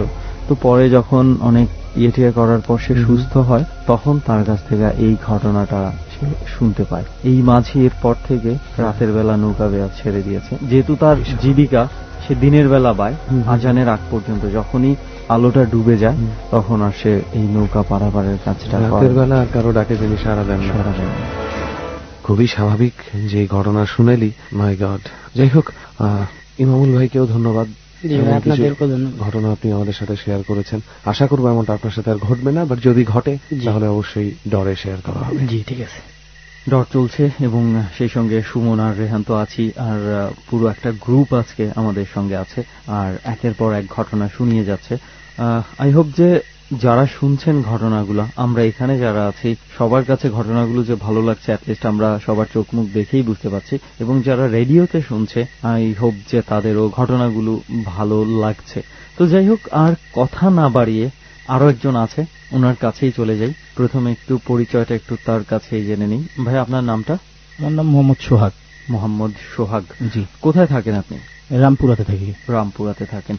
তো প্রথমে একটু ধন্যবাদ জানাই সোহাগ ভাই যে আমাদের সাথে আপনি এত ব্যস্ততার মাঝেও এই ডরের জার্নিতে যোগ দিয়েছেন, আমাদের সাথে আসছেন এখানে। সোহাগ ভাই, ডর টিমের কাছে আমরা যেটা শুনেছিলাম আপনার কয়েকটা ঘটনার কথা, এবং আমি আর রেহান পার্সোনালি ইন্টারেস্টেড আপনার ঘটনাগুলো শোনার জন্য। শুরু করে দেই। আমি আর সহ্য করতে পারছি না যে আপনার মূল ঘটনাটা আসলে কি ছিল, বিস্তারিত শোনার জন্য। প্রথমে কোন ঘটনাটা আপনি বলবেন আমাদেরকে? প্রথমে আমার ওয়াইফের সাথে যে ঘটনাটা, ওই ঘটনাটাই আমি বলতে চাচ্ছি। প্লিজ, তাহলে শুরু থেকে আমরা এই ঘটনাটা শুনি, কিভাবে কি হয়েছে। আমার ওয়াইফের বড় বোন, সে দেশে থাকতো। দেশে কোথায়? বরিশালে। বরিশালে, ওকে। সে তার বাচ্চাকে দেখাশোনা করতো। তার হাজবেন্ড থাকতো মালয়েশিয়ায়, সে শ্বশুর বাড়িতেই বরিশালে থাকতো। তো বাচ্চাকে স্কুলে দিয়া আসা এবং নিয়ে আসা, এটাই তার কাজ ছিল। আর পারিবারিক যা রান্না বান্না, এই সব কাজ ছিল। 1 সপ্তাহ 2 সপ্তাহ 3 সপ্তাহ এরকম করতে করতে হঠাৎ সে নাকি বাড়ির ভিতরে উল্টাপাল্টা কথা বলে, মানে আজে বাজে কথা, কাউকে বকাবাদ্য, কাউকে এইরকম খারাপ। আবার রাত্রেবেলা দেখা যায় সে একা একা চলে যায় জঙ্গলে। আপনার ওয়াইফের বড় বোন? জি। তখন আমার এইরকুম তারা নাকি অনেকদিন দেখছে। অনেকদিন দেখার পরে, মানে এটাকে হঠাৎ করেই হয়ে যেত? হঠাৎ করে। সে খুব ভালো, শ্বশুর বাড়ি সবাই মন জোগাই চলতো, কিন্তু সে হঠাৎ এরকম যে কি লেগে হলো, তখন তার শাশুড়ি শ্বশুর তারা অনুভব করলো যে এরকম যে তার সাথে কিছু আসছে নাকি। কোথা থেকে আসতে পারে, মানে কেন মনে হলো যে কিছু? তার বাচ্চাকে নিয়ে আসা যাওয়ার সময় যে রাস্তাটা সে ইউজ করতো, ওই রাস্তাটাই একটা শ্মশান ছিল। আচ্ছা। ওই শ্মশানের কাছ থেকে সে সবসময় বাচ্চাকে নিয়ে আসা যাওয়া করতো। তখন তার শ্বশুর এবং শাশুড়ি তারা অনুভব করলো যে এইখান থেকেই তার সাথে কিছু হয়েছে, মনে হয়েছে। তখন সে এরকম 1 মাস 2 মাস খুব উল্টাপাল্টা করে, মানুষের বকাবাদ্য করে। রাত্রেবেলা সে বের হয়ে যায় ঘর থেকে, 2টা 2:30 3টার দিকে বের হয়ে যায় ঘর থেকে। এই পরিবর্তনটা হঠাৎ করে আসছে, কোনোদিনও আগে সে এরকম ছিল না। তো তার শ্বশুর শাশুড়ি এরকম থাকলে তো আগেই তার বাবাকে জানাইতো, তো এরকম সে ছিল না। ঠিক 2-3 মাস ধরে সে এরকম করতেছে। তখন আমার শ্বশুরকে বললো, মানে তার বাবাকে বললো, ফোন দিল যে এরকম আপনার মেয়ে করতেছে হঠাৎ করে, আর কি হইলো? তখন আমার শ্বশুর বলল যে তাহলে বে আপনারা একটা ভালো ওজা বা ডাক্তার দেখান, কি সমস্যা। আচ্ছা। তখন এক ওজা টোজা না দেখাইয়া সে বললো যে বে আপনাদের কাছে নিয়ে যান, আপনারা যা ভালো মনে করেন সেটাই করেন। তখন আমার মানে উনি মেয়েকে পাঠিয়ে দিল? হ্যাঁ, আমার শ্বশুর বললো যে আপনি গাড়িতে করে পাঠিয়ে দেন, আমি নিয়ে নেবো সায়দাবাদ থেকে, আপনারটা গাড়িতে তুলে সুপারভাইজারের নাম্বারটা দিয়ে দিয়ে। আচ্ছা। তখন সে সায়দাবাদে নিয়ে আসলো আমাদের বাসায়। আনার পরে সে এইরকম হঠাৎ একদিন দাঁত লেগে গেল, 2-3 দিন পরে বেহুশ হয়ে বললো। আমরা তাড়াতাড়ি ডাক্তার নিয়ে আসলাম, আমি বাসায় ছিলাম। তো ডাক্তার এসে, আমার শাশুড়ি অনেকবার চেষ্টা করছে দাঁত ছুটানোর জন্য, সে ছুটে দেবে না। ডাক্তার নিয়ে আসার পরে সে ওই নাকটা কিভাবে ধরে যেন দাঁত ছুটাইছে। ছুটানোর পরে সে সুস্থ। তো হঠাৎ করে আরেকদিন এইরকম রাত্রে সে বের হয়ে আমাদের বাড়ির, আমি যে বাড়িতে ভাড়া থাকি ওই বাড়িতে পিছনে 2টা নারিকেল গাছ আছে, নারিকেল গাছ 2টার নিচে যেয়ে সে বসে আছে। হঠাৎ করে দরজা খুলে চলে গেছে। সবাই ওই রাত্রে কিন্তু সবাই ঘুমানো, আমার শ্বশুর শাশুড়ি এরা নিচে ঘুমানো, এবং আমার শালা আছে একটা ছোট, তারা নিচে ঘুমানো। তার বড় মেয়ে ও একাই ওই খাটের উপরে শোয়া, আর তার বাচ্চাটা। হঠাৎ করে আমার শ্বশুর রাত্রেবেলা 2টার দিকে ওই ঘুম ভেঙে গেছে, সিগারেট খাইতেছে। তখন লাইটটা জ্বালাইছে, জ্বালাই দেখে তার মেয়ে খাটের উপরে নাই। তাকেই দেখলো দরজা খোলা, সে বের হয়ে বাইরের দিকে গেল। তখন আমার শাশুড়িও উঠলো, কি হয়েছে, যে ও তো ঘরে নাই। তখন যাই দেখি কি নারিকেল গাছের নিচে বসে আছে একা একা। তখন ওই পাশের আমাদের কাছে রাজমিস্ত্রির একটা লোক থাকতো, বারা ওরে নিয়ে যাই ধরে নিয়ে আসছে, এসে ঘরে রাখছে। কিছু বলে নাই, ধরে উল্টা পাল্টা অনেক চিল্লাচিল্লি করছে, মানে 2জন লোক ওর সাথে শোক দিতে পারে নাই ভাইয়া। এরপরে আরেকটা হয়েছে, ঠিক সকালবেলা আবার তার সাথে এরকম হয়েছে। আমিও বাসায় ছিলাম, এই সব কাহিনী দেখে আমি আর ডিউটিতে যাই না। সুমন্দিও ছিল, আমার শ্বশুরও ছিল। ঠিক দুপুরে জোহরের নামাজের আগ মুহূর্তে আবার এরকম হয়েছে, আমরা 4-5 জনও তার সাথে শোক দিতে পারি না। সে 1 হাত জাগাইলে আমরা মনে হয় যে ছিটটা 10 হাত দূরে গেলাম। মানে সে কি চাচ্ছিল তো? মানে সে আমাদের ছাইড়ে দাও, ওর বের হয়ে যাবে, ছেড়ে দাও। আর নিজের মাথার চুল নিজে এমন ভাবে টান দেয়, মানে চুল হাতের ভিতরে মনে 1 মুঠ চুল ছিঁড়ে আসে, মানে নিজের হাতে, নিজের মাথার 2 হাত থেকে। তখন এইরকম করে তার সাথে অনেক পারাপারি করা হয়েছে, তার বুকের উপরেও মানে মানুষ বসে আছে, এরকম মানে ওরে ধরে রাখতে পারছে না, রাখা যাচ্ছে না। তার সাথে এরকম অনেক করার পরে ভাইয়া তার বুকে মানে হঠাৎ হার্টের মনে প্রবলেম হয়েছে, মানে শ্বাস করতে কষ্ট হয়। তখন আমরা একটা হাসপাতালে নিয়ে গেলাম। হাসপাতালে নিয়ে ঠিক একদিন রাখার পরে চেক টেক করে আবার বাসায় নিয়ে আসছি। আসার পরে ঠিক পরের দিন ভাইয়া আবার এইরকম শুরু করছে। আচ্ছা, আমি ওই দিন ছিলাম না, তখন আমি ডিউটিতে গেছি। পরের দিন আবার সে ঠিক, আমি ডিউটিতে গেলাম পরের দিনও। তারপরের দিন আমার হঠাৎ করে আমাকে রাত্রেবেলা 8টা বাজে ফোন দিল যে তোমার ওয়াইফ অসুস্থ। তখন আমি আমার শাশুড়ি ফোন দিয়েছে, আমার শাশুড়ি আমাকে ফোন দিয়েছে, আপনার বাসা থেকে আপনার শাশুড়ি ফোন দিয়েছে যে বলছে যে আপনার ওয়াইফ অসুস্থ। তখন আমি বললাম যে কি হয়েছে, তো সে বললো যে তোমার ওয়াইফ হঠাৎ এই যে উল্টা ফাল্টা কথা বলে, এই এরে দেখলে বলে যে তোমার মাথা ভাঙিয়ে দেবো, তোমার মাথা খামো, বা এরে বোকাবাদ্য, অনেক খারাপ খারাপ আচরণে বোকাবাদ্য করতেছে। মানে যেই ধরনের আচরণ এতদিন আপনার মানে আমার জ্যাঠস করতো, মানে ওই বড় বোন করতো, এখন সেও করছে। কিন্তু আমার জ্যাঠস খুব ভালো আছে এখন, এই দিন ওয়াইফে উল্টা পাল্টা বলতেছে। ও মাই গড, মানে আবার এক মুহূর্তের মধ্যে আপনার মানে জ্যাঠস একদম ভালো হয়ে গেছে, খুব ভালো হয়ে গেছে। আমার ওয়াইফ খুব ভালো, আমার ওয়াইফ উল্টা পাল্টা বলতেছে, কিন্তু আমার জ্যাঠস আমার ওয়াইফের কাছে আসতেছে, খুব ভালো দেখতেছে, কিন্তু আমার ওয়াইফ উল্টা পাল্টা বলতেছে। তখন আমি আমার শাশুড়িকে ফোন দিল আমাকে যে তোমার ওয়াইফ অসুস্থ, এরকম উল্টা পাল্টা কথা বলে। তখন আমি বললাম যে কি হয়েছে, তখন বললো যে তোমার বাচ্চার এনে ডাক্তারের কাছে গেছিলাম, আসার পর থেকেই উল্টা পাল্টা কথা বলে। স্যার বলে আমি ছুটি নিয়ে বাসায় চলে আসলাম। চলে আসছি ভাইয়া, কিন্তু আমাকে দেখার পরও আমার ওয়াইফ এই খারাপ বাবা বোকা দিতেছে, তোর মাথা খাবো, এরকম উল্টা পাল্টা দেখে। কিন্তু আমি কাছে যাই বসছি, তারপরও সে কিছু আমাকে বলে না, আমার গায়ে হাত তোলে না। কিন্তু হঠাৎ করে আমাকে একটা ধাক্কা দিয়েছে, আমি ওই খাড়ে কোনায় বসা, ধাক্কা দেওয়ার পরে আমি দরজা থেকে বের হয়ে পড়ে গেছি, মানে এত জোরে ধাক্কাটা দিয়েছে। কিন্তু জাস্ট দেখলাম যে ওই হাতটা এরকম করলো, আমি পড়ে গেছি। আমি অনুভব করলাম যে ওই আমার ইচ্ছাকৃতভাবে এত জোরে ধাক্কা দেবেন। তখন আমি জিদ করে ওরে ধরছি যে কি শয়তান ময়তান তোর লাগে, আমি দেখি বললে আমি তাকে ধরছি। ধরার পর আমার শাশুড়ি সে বলছে যে এত রাত্রে আর কিছু করার দরকার নাই, চুপ থাকো। তখন আমার বাচ্চারে আমি আমার ওই জ্যাঠস যার সাথে এইরকম হইতো তার কাছে দিয়ে, আমার শ্বশুরে দিয়ে যে আপনারা ওই রুমে থাকেন, আর আমি আর আমার বউ আর শাশুড়ি এই রুমে থাকি আমরা। তখন ভাইয়া ও রাত্রে ঘুমাইতে যাওয়ার সময় আমি কি করছি, ও ঘুমাতে যাওয়ার আগেই বলছে যে আমার ওই নারিকেল গাছের কথা বলছিলাম যে বাড়ির পিছনে 2টা নারিকেল গাছ, ও বলতো যে ওই নারিকেল গাছে আমার বান্ধবী আছে 2জন, আমাকে ডাকে। আপনার ওয়াইফ বলতো যে আমার বান্ধবী আছে, না ডাইরেক্ট ঘুমানোর আগেই আমাকে বলতো, আমাকে বলছে ঘুমানোর সময় যে আমার বান্ধবী আছে, আমাকে ডাকে, স্যার আমারে আমি চলে যাবো। তখন আমি অনেক মানে জিদের ঠেলায় 2টা থাপড় দিয়েছি, কি তোর বান্ধবী তুই শো বলে আমি শোয়াই রাখছি। কিন্তু শোয়ানোর সময় ও আমাকে বলছে যে আমার রাইত 2:30 বাজে আমার বান্ধবীরা নিতে আইবে। তখন আমি বলছি যে রাইত 2:30 বাজে নিতে আইলে তুই আমার ডাক দিয়ে দিস, আমিও সহ যাবো তোর বান্ধবীকে দেখতে। পরে সে বললো কি ঠিক আছে আমি ডাক দেবো না, আমার ও বান্ধবীরে এসে আমার ডাক দেবো। তখন ভাই আমার মনের ভিতরে অনুভব হলো যে ও আমার জাস্ট হাতটা জাগাইলো, আমি পুড়ে গেলাম। তখন আমি কি করলাম, ঘুমানোর সময় ভাইয়া আমার শাশুড়ি ওই সাইডে, আমি আমার ওয়াইফ মাঝখানে, আমি এই সাইডে। তখন আমি লুঙ্গি পুরে ঘুমাইছি। আমার ওয়াইফের যে জামা আমি লুঙ্গির সাথে একটা গিট দিছি যে রাত্রে 2টা বাজে তো বলছে যে 2:30 বাজে যাবে, তো ও যদি ওঠে তাহলে আমি উঠে যাবো। মানে আপনি একটা প্রস্তুতি নিয়ে ঘুমাই রাখছি যে রাত্রে হঠাৎ যদি উঠে চলে যায় কি না কি হয় তো বলতে পারি না। সবাই তো ঘুমিয়ে 2-3 দিন ধরে ঘুমাইতেছে না কেউই, ওই আমার জ্যাঠসের কাহিনীতে। ঠিক ভাই আমি মোবাইলকে আমার বালিশের কাছে নিয়ে ঘুমাই আছি, ও ঘুমাই গেছে। ওরে ঘুমান দেখেই পরে আমরা চোখ বুঝছি, মানে আমাদেরও ঘুম আসছে। ঠাস করে রাত 2:30 বাজে ভাইয়া ও উঠে গেছে। উঠেই আমার বান্ধবী আমার ডাকে দরজা খুলে ফেলাইছে, মানে ও যে উঠছে ওই অনুভবে আমার লঙ্গিতে টান খাইছে, আমি উঠে বই করছি। তখন আমার ওই চিল্লা আমার শাশুড়ি উঠে গেছে, ও উঠেই দরজা খুলে রাখছে। ওকে আমি একা ধরে রাখতে পারতেছি না কোনো কায়দায়, এত শক্তি। তখন আমার শাশুড়িও ধরতেছে, আমার শাশুড়ির সিটা মারা, আমার সিটা মারা, আমি যে একবার আলনার কাছে পুইরা ভাই আমার হাতে ব্যথা পাইছি। তখন আমি অনেক চেষ্টা করছি, কিন্তু আমি দরজা একবার খিল লাগাই দিই পরে সেই করে। তখন এরকম করতে করতে আমার শ্বশুরেরা সবাই শুনেছে, সবাই আইসে দরজা লাগাই দিয়েছে যে তুমি থাকো কিছু হইবার, আমরা বাইরে আছি। তখন আমার শ্বশুরের বাহিরে একটা লাইট আছে, লাইটটা চালাই দিয়েছে যে কোনো সমস্যা নেই, আমরা আইসি, দরজা খোল। এখন ও কই যাই দেখি, তোর 4-5 জনে মিলে ওরা আবার বয়েছি। আবার মানুষ দেখলে, বেশি মানুষ দেখলে চুপ হয়ে যায়, নীরব হয়ে যায়, কোনো বেশি হইকই করে না। তখন এরকম রাতটা গেল। পরের দিন সকালে আমি আমার আম্মারে ফোন দিলাম দেশের বাড়িতে যে আম্মা এই কাহিনী করতেছে, এখন কি করবো? তখন আমার আম্মা বললো যে তোমার চাচারে আমি জিজ্ঞেস করি যে কি করা যায়। তখন আমার চাচা বললো যে আমি তো আসতে পারবো না, তো আমি তোর অন্য একটা চাচারে ফোন দিয়ে বলতেছি, তার নাম্বারটা দেয়, সে আজকেই গাড়িতে উড়াই দিতেছি, মানে সে একজন ওজা, মানে জিনটি হাজির করে। ওকে, মানে ওই সকালে বলছি, সেই বিকেলবেলায় প্রস্তুতি নিয়ে আমাদের জিজ্ঞেস করছে যে কেমনে কি। তখন সে বলছে কি যে তোমার ওয়াইফের কাছে তুমি যাও, যাই বৈশা। তখন আমার ওয়াইফটা অসুস্থ, উল্টাপাল্টা কথা বলে, রাত্রেবেলা বেশি বলে, দিনের বেলা একটু কম বলে। আর এই সময়ের মধ্যে, টোটাল সময়ের মধ্যে আপনার জ্যাঠাইশ যে ওয়াইফের বড় বোন, খুব ভালো আছে, একদম সুস্থ, তার সাথে কোনো কিছু নাই, কিন্তু আমার বাচ্চারাও সে দেখাশোনা করতেছে। আচ্ছা, কিন্তু আপনার ওয়াইফের প্রবলেম হয়, কিন্তু মাঝখানে ভাই আমার ওয়াইফ কিন্তু আমার বাচ্চাটাকে কিচ্ছু করে নাই।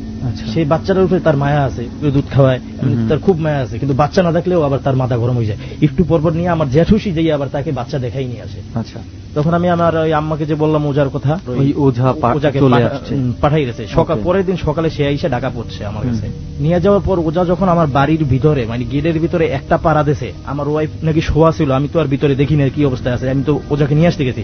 সে নাকি বিছনা থেকে একটা লাফ দিয়ে বাইরে বুইরা তুই আসছিস তোর মাথা খাইয়ে ফেলাবো, এরকম করে খারাপ আচরণে বকাবাদ্য করতেছে ওই মুরব্বীরে।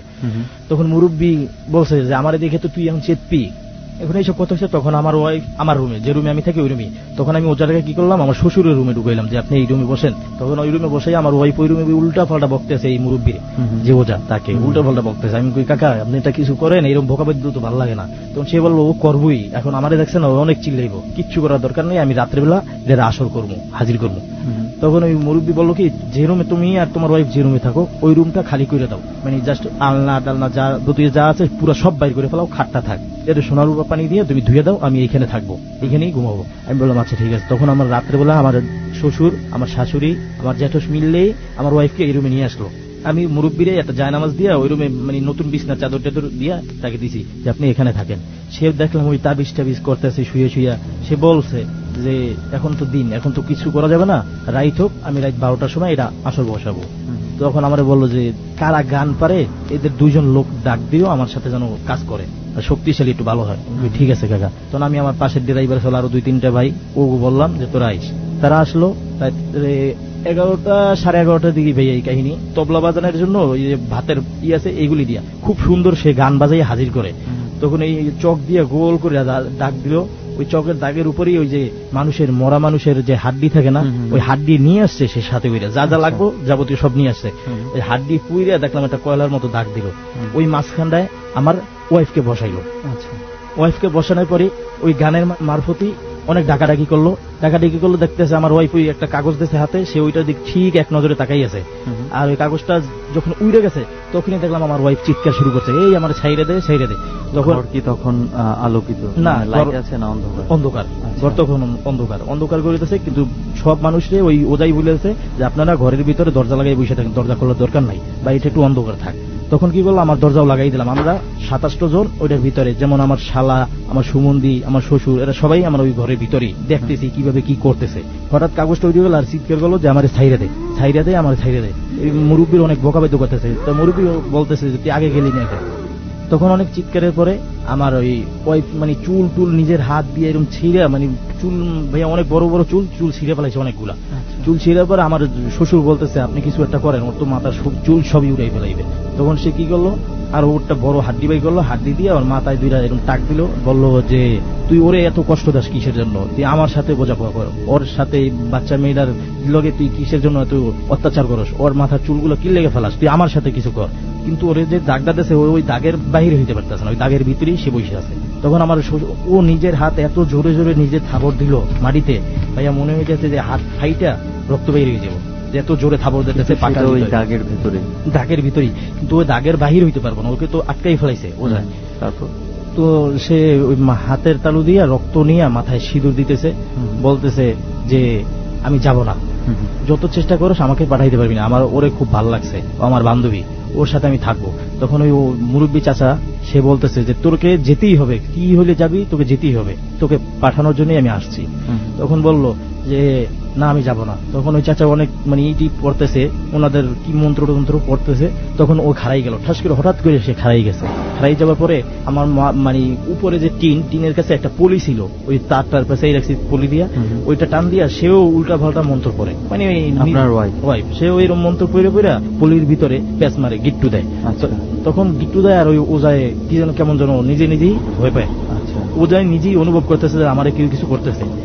ওজায়ও মানে মন্ত্র পরে হেও ওই পলির ভিতরে একটু পলিথিন ছেড়ে আবার একটু গিট্টু দেয়, গিট্টু দিয়ে ওই যে গোল দাগ দিয়েছে ওই দাগের ভিতরে রাখতেছে। আচ্ছা, পরে ওজাকে বলতেছে তুই যত চেষ্টা করছ আমাকে পাঠাইতে পারবি না। তখন ওদের লাস্ট একটা কাজ করলো, একটা ছবি আইখে নিয়ে আসছে, ছবি দেখাছে ওকে যে তুই আমি তোর এখন এমন জিনিস দেবো তোর যেতে হবে। তখন সে ওই থেকে যে মানুষ মারা গেলে যে হাড্ডিটা নিয়ে আসছে, ওই হাড্ডিটা একজনকে দিল যে এটা চুলার ভিতরে পুরো পুড়ে আনো, পুইরা আনার পরে ওইটা ওর মুখের ভিতরে দিয়ে মানে ফুটা করে ফেলাইছে, ছবিটার মুখের ভিতরে দিয়া পুইরা ফেলাইছে। পুইরা ফেলার পরে ওই অনেক চিৎকার করতেছে, তার মানে ভয়। তখন ওদের লাশ একটা কাজ করলো, একটা ছবি আইকে নিয়ে আসছে, ছবিটা আইকে যে একটা ছবি দেখাছে ওকে, যে তুই ও যদি জিনিস হয়ে থাকস তো তুই যেতে হবে, আমি তোর এখন এমন জিনিস দেবো তোর যেতে হবে। ই থেকে যে মানুষ মারা গেলে যে হাড্ডিটা নিয়ে আসছে, ওই হাড্ডিটা একজনকে দিল যে এটা চুলার ভিতরে পুরো পুইরা আনো। পুইরা আনার পরে ছবিটার মুখের ভিতরে দিয়া পুইরা ফেলাইছে। পুইরা ফেলার পরে ওই অনেক চিৎকার করতেছে যে ছাড় আমাদের, ছাড়, আমি যাবো। পিলাস দিয়ে ধইরা ওইটার ভিতরে ঢুকাই দিয়েছে, ছবিটার ভিতরে মুখ বরাবর, বলছে যে ছাড় আমি যাবো। তখন আমরা সবাই দেখতেছি যে আমার ওয়াইফে এত জোরে ভাইয়া ধরছে, মুখ থেকে রক্ত বেরিয়ে গেছে সাথে সাথে। মানে সে নিজের মুখ নিজেই ধরেছে, আমার ওয়াইফ নিজের হাত দিয়ে স্পিরিটে সেই হাত দিয়ে মুখটাকে চেপে ধরছে, তার মুখ থেকে রক্ত বের হতেছে।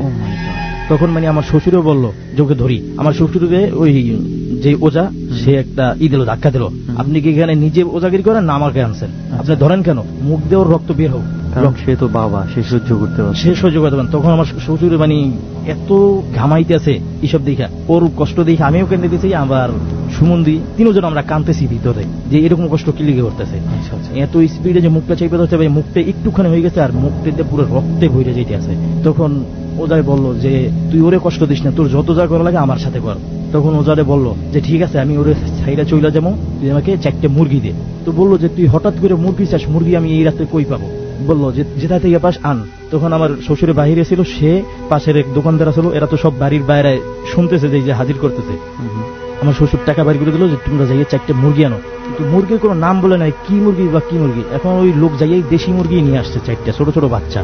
তখন আমি আমার শ্বশুর বললাম যে মুরগি আনতে বলছেন, বলছে যে হ্যাঁ মুরগি আনতে বলছি, মুরগি নিয়েও আসতেছে। তখন আমি ওজাকে বললাম যে নিয়ে আসতেছে, ঠিক আছে আচ্ছা। ওরে বললো যে তুই যে এখান থেকে যাবি, যাবার সময় কিভাবে যাবি আমাকে ভুইলা যা। বলে যে আমি যাবার সময় যেভাবে হোক মুরগিটা আমাকে দিবি, আমি চলে যাব। কিভাবে যাই যাবার সময় তুই দেখতে পাবি। তখন বললো কি যে আচ্ছা তুই মুরগিটা কিভাবে নিবি, বল মুরগিটাকে তোর এই বাউন্ডারি তোকে যে জায়গায় আমি রাখছি এই ভিতরে দেবো নাকি বাইরে দেবো? তখন সে বললো যে মুরগি 2টা তুই নারিকেল গাছের নিচে দিয়ে, ওই যে নারিকেল গাছ 2টা করে মুরগি 2 নারিকেল গাছের নিচে দিয়ে আস। মানে 4টা মুরগি আনতে বলছো, 2টা করে 2 নারিকেল গাছের নিচে দিয়ে। তখন আমি বললাম ওই ওজাকে যে চাচা আমি কি দিয়ামু? কয় না তুমি বসো, তুমি দিয়ে বা কেন? তখন আমি চুপচাপ বসে আছি। তখন ওই আমার বাহিরে মানে দরজার নিচে যে লোক, যেমন আমরা রুমের ভিতরে 5-7 জন লোক, আর আমার শ্বশুরকে তো বের করিয়ে দেওয়া হয়েছে, তো চামড়ার জুতা আছে 2টা। তো আমার শ্বশুরের মানে বাহিরে চলে গেছে, হেতু দেখতে পারতেছে না মেয়ের এত কষ্ট। তখন ও যাই বলছে যে দরজাটা আস্তে খোলো। দরজাটা খুলছি, লাইট নিবানো। তখন আমার ওয়াইফকে কি দিয়া ওই যে মানুষের হাড্ডি আছে না, মরা মানুষের হাড্ডি, ওই হাড্ডি দিয়ে 2টা টাক দিল মাথায়। ও যায় আস্তে আস্তে মাথায় টাক দেওয়ার পরই আমার যে ওজা চাচা সে হাড্ডিটা এরকম যেদিক নিতে আছে, আমার ওয়াইফও সেদিক যাইতেছে, হেঁটে হেঁটে যাইতেছে। যাওয়ার আগে ওই যে চক দিয়ে যে দাগটা দিয়েছিল আর কয়লা দিয়া ওই দাগটাকে মুছা দিয়েছে, এক কোণা একটু মুছা দিয়েছে। তো যাওয়ার পরে ওই যে দরজা পর্যন্ত নেছে, দরজা পর্যন্ত নিয়েই হাড্ডিটা এইভাবে রাইখে হাতের উপরে বলছে যে তুই যাওয়ার সময় একটা জুতা, যে জুতাটা তোর পছন্দ হয় তুই ওই জুতাটা মুখে দিয়ে কামড়াইয়া দৌড় দিয়ে গেট পর্যন্ত নিবি, এর বেশি ওরে নিবি না। দেখলাম যে একটা চামড়ার জুতার মুখের ভিতরে কামড় দিয়া নিয়ে সে দৌড় দিল। আর দৌড় যে দিয়েছে এত স্পিডে ভাই, ওর সাথে আমিও দৌড়ে পারবো না, এত স্পিডে দৌড় দিয়েছে। আপনার ওয়াইফ মেইন গেট খোলা, দৌড় দিয়ে জায়গায় টাস করে ওই মেইন গেটের সামনে রাস্তায় পড়ে গেছে। তার যে জামা ভাইয়া পুরা জামাটা রক্তে ভরা, মুখ চাইপা ধরছিল পুরা রক্তে ভরা, ওই যে পইরা গেছে। কিন্তু ও যাই বইলে গেছে যে যখন পইরা যাবে আপনারা কেউই ধরবেন না, আমি যাই ধরবো। পইরা গেছে, আমরা কেউ ধরি না, আমরা পিস পিস দৌড় দিছি কিন্তু ধরি নাই আমরা কেউ। তখন ও যাই পানির ছিটা মিটা দিয়া রুমের ভিতরে আনছে, আনার পরে সে নব্দে বেহুশ ভাইয়া, তার কোনো হুশ নাই। পরে ওই আমার শাশুড়িকে বলছে যে তুমি ওরে এই মুখটা মুছাই টুছাই দাও। পরে মুছাই টুছাই দেওয়ার পরে ও মোটামুটি সুস্থ, মানে হুশ নাই এমনি। ওজা বলছে যে ওর জ্ঞান ফিরে আসবে, এমনি ওই সুস্থ আছে এখন। পরে ওজা ওর 2-3টা তাবিজ দিল। পরে ওই যে মুরগি 4টার কথা ভাইয়া, ওই ওজা ওই রাতে বলছে যে মুরগি আমি দিয়ে আসবো, তোমরা কি দিয়ে আসার দরকার নাই। তখন বাইজা গেছে রাইট 1টা বাজছে। তখন আমরা তার কাছে মুরগি দিয়া আমার ওয়াইফকে নিয়ে আসতে, ওই তাবিজ টাবিজ যখন বাইজা দিয়েছে তখন আমার শ্বশুরের রুমে নিয়ে গেছি। নিয়ে যাওয়ার পরে ওয়াইফকে নিয়ে আমি এই রুমেই শুইছি। ওই যে কাকা যে কবিরাজ তাকে একারই ওই রুমে শুইতে দিছি যে আপনি একাই থাকেন, আর তার রুমে আমাকে রাখবেও না, আজকে কেউকে রাখবে না, সে একাই থাকবে। তখন সে ওই জায়নামাজের উপরে মুরগি 4টা রেখে দিয়েছে, রেখে দিয়া সে মুরগি 4টা রাত্রে কখন যে দিয়ে আসছে ওইখানে যাইয়া, মানে ওজা বলতে পারে, আমিও বলতে পারি না, বা বাড়ির কোনো লোকও বলতে পারে না। তখন সকালবেলা আমারে বলছে যে মুরগি তো দিয়ে আসছি। আমি মুরগি দিয়ে আসছেন মানে মুরগি নেচে গেরা ছুটাই দিয়ে আসছেন, না বান্ধব অবস্থায় আমি 2টা ধুই নারিকেল গাছের নিচে রেখে আসছি। আমি সকালবেলা যেয়ে দেখছি শুধু পাক আছে না, পশমগুলি আছে, মুরগি নাই, কোনো মুরগি নেই। এরপরে আমার ওয়াইফ খুব সুস্থ, আমার জেঠো খুব সুস্থ ভাইয়া, এইটাই ছিল আমার ঘটনা। মাই গড, মানে কি বলবো, আমার খুব অদ্ভুত লাগছে একটা বিষয়, যেটা হচ্ছে যে আপনার জ্যাঠাই যখন সুস্থ হয়ে গেছে তখনই আপনার ওয়াইফ অসুস্থ হয়ে গেছে। এমন কি ঘটেছে মাঝে যে আপনার ওয়াইফ সুস্থ হয়ে গেছে, আপনার জ্যাঠাই? এই ঘটনা মানে একটু আমি বলতে ভুল করছি। যেমন কিছু সময় সুস্থ ছিল দুজন, তার ভিতর আমাদের পাশের বাড়ির 2-3টা বাড়ি পরই একটা মেয়ে অসুস্থ হয়েছে, হঠাৎ করে অসুস্থ। তার মানে এই জিনিসটা কারো না কারো শরীরে পাস হচ্ছিল, কারো না কারো কাছে ডাইভার্ট হয়ে যাচ্ছিল। আলটিমেটলি আপনার ওয়াইফের শরীরে যখন আসছে ওখান থেকেই তাকে তাড়ানো হয়েছে, তাড়ানো হয়ে গেছে। মানে তারে ওই ওজায় বলছে যে 7 সমুদ্র 13 নদী নাকি কি বলে, যে এটার ওদিকে যাবি, ওর কাছে আর জীবনে আসবি না। তখন পর দেখি এখন পর্যন্ত আমার ওয়াইফ খুব সুস্থ। কতদিন হয়েছে এই ঘটনা? এই ঘটনা প্রায় 2 বছর হয়ে গেছে। 2 বছর যাবত সুস্থ আছে। আমার বাচ্চার বয়স 2 বছর 3 মাস। তো আমার বাচ্চা 3 মাস। ওয়াইফের বড় বোন কি অবস্থা? উনিও সুস্থ? উনিও খুব সুস্থ, ফাইনালি আসলে সুস্থ হয়েছেন। আসলে এরকম কিছু বিষয় আছে, যেমন এই যে মুরগি দান করার কিছু বিষয় রয়েছে, রক্তের মাধ্যমে কিছু একটা বিশুদ্ধ হতে চায়, এই জন্য ওরা অনেক সময় রক্ত চায়। এটা আমি জানি না যে আসলে সত্য কিনা। যে আমাকেও কিছু বলা হয় না, আমাকে বলছে যে সকালবেলা যে মুরগি দিয়ে আসছি, কিন্তু আমি মুরগি দেখার জন্যই গেছিলাম। আমি যাইয়া জাস্ট শুধু মুরগির পশমগুলি আছে, এই পশমগুলি দেখছি, আর কোনো দিনে 2টা গাছের নিচেই 2টা মুরগির যতটুকু পশম অতটুকু ঠিক অতটুকু পরিমাণে আমি পাইছি। আচ্ছা আচ্ছা, অন্য কিছুই আমি পাই। ওকে, তো এইটা ছিল হচ্ছে আপনার প্রথম ঘটনা, যেটা আপনার ওয়াইফ এবং বলতে গেলে আপনার ফ্যামিলির মেম্বারদের সাথে ঘটেছে। আর কোন ধরনের কোন ঘটনা কি আছে? একটা ঘটনা আছে, আমি যখন মাদ্রাসায় পড়ি তখন দেশের বাড়িতে যাবার পরে আমার এক পার্শ্ববর্তী এলাকার চাচাতো ভাই হয়, তার সাথে শুনি আমরা ঘটনাটা। আমার মাদ্রাসাও বন্ধ হয়েছে ঈদে, তো 1 সপ্তাহ পরে আমাদেরকে নিয়ে আম্মু এবং আব্বু দেশের বাড়িতে গেছে। দেশের বাড়িতে যাওয়ার পরে ওই যে আমাদের পার্শ্ববর্তী যে চাচাতো ভাই বলি আমরা এলাকায়, ওরাও দেশের বাড়িতে গেছে, ওর আব্বু যায় না। তখন ওরা দেশের বাড়িতে যাওয়ার পরে ও মানে পিঠা খাইতে চাইছে নাকি, তখন ওর আম্মু বলছে যে তুমি যাইয়া বাজার থেকে, বাজার বলতে কি কিছু দূর গেলেই দোকান আছে, যে ওই দোকানের পাশ থেকে যাইয়া বাজার বলে ওটাকে আমরা ছোটখাটো, বলছে ওই বাজার থেকে যে গুড় নিয়ে আসো, গুড় নিয়ে আসলে আমি পিঠা বানাই দিতেছি। ওই বাচ্চাটাকে বলছে। বাচ্চাটা মোটামুটি বড়, 5 বছর 6 বছর হবে এইরকম। তো ওর আম্মু টাকা দিয়ে দিয়েছে, গুড় নিয়ে আসছে। নিয়ে আসার পরে ওর আম্মু পিঠা টিঠা বানাই দিয়েছে। তো এটা হবে দিন 12:30টার দিকের ঘটনা। আচ্ছা, পিঠা টিঠা বানাই দিয়েছে, নারিকেল এবং গুড় দিয়ে একটা পিঠা বানায় বইটা। ওই পিঠাটা ওকে বানাই দিয়েছে। ও কি করছে, আরো 4-5টা পোলাপান আছে অন্য পাশে, ওরাও মানে গোসল করবে একসাথে। এখন ওই গোসলের আগেই ওকে পিঠাটা দিয়েছে, ও মানে হারছে আর খাইছে, ওই পুরো বাগানের ভিতরে হারছে, একা একা হারছে খাইছে। পরে ওই পিচি পিচি পোলাপানের সাথে ওই গোসল করতে নামছে। ওরা একবার দেখছে যে ওদের সাথে গোসল করতে নামছে, তারপরে কি ওই উঠে কি চলে গেছে নাকি গোসল করতে ওই জায়গায় ছিল, ওরা আর ওই অন্য পোলাপানে খেয়াল করে নাই ওকে।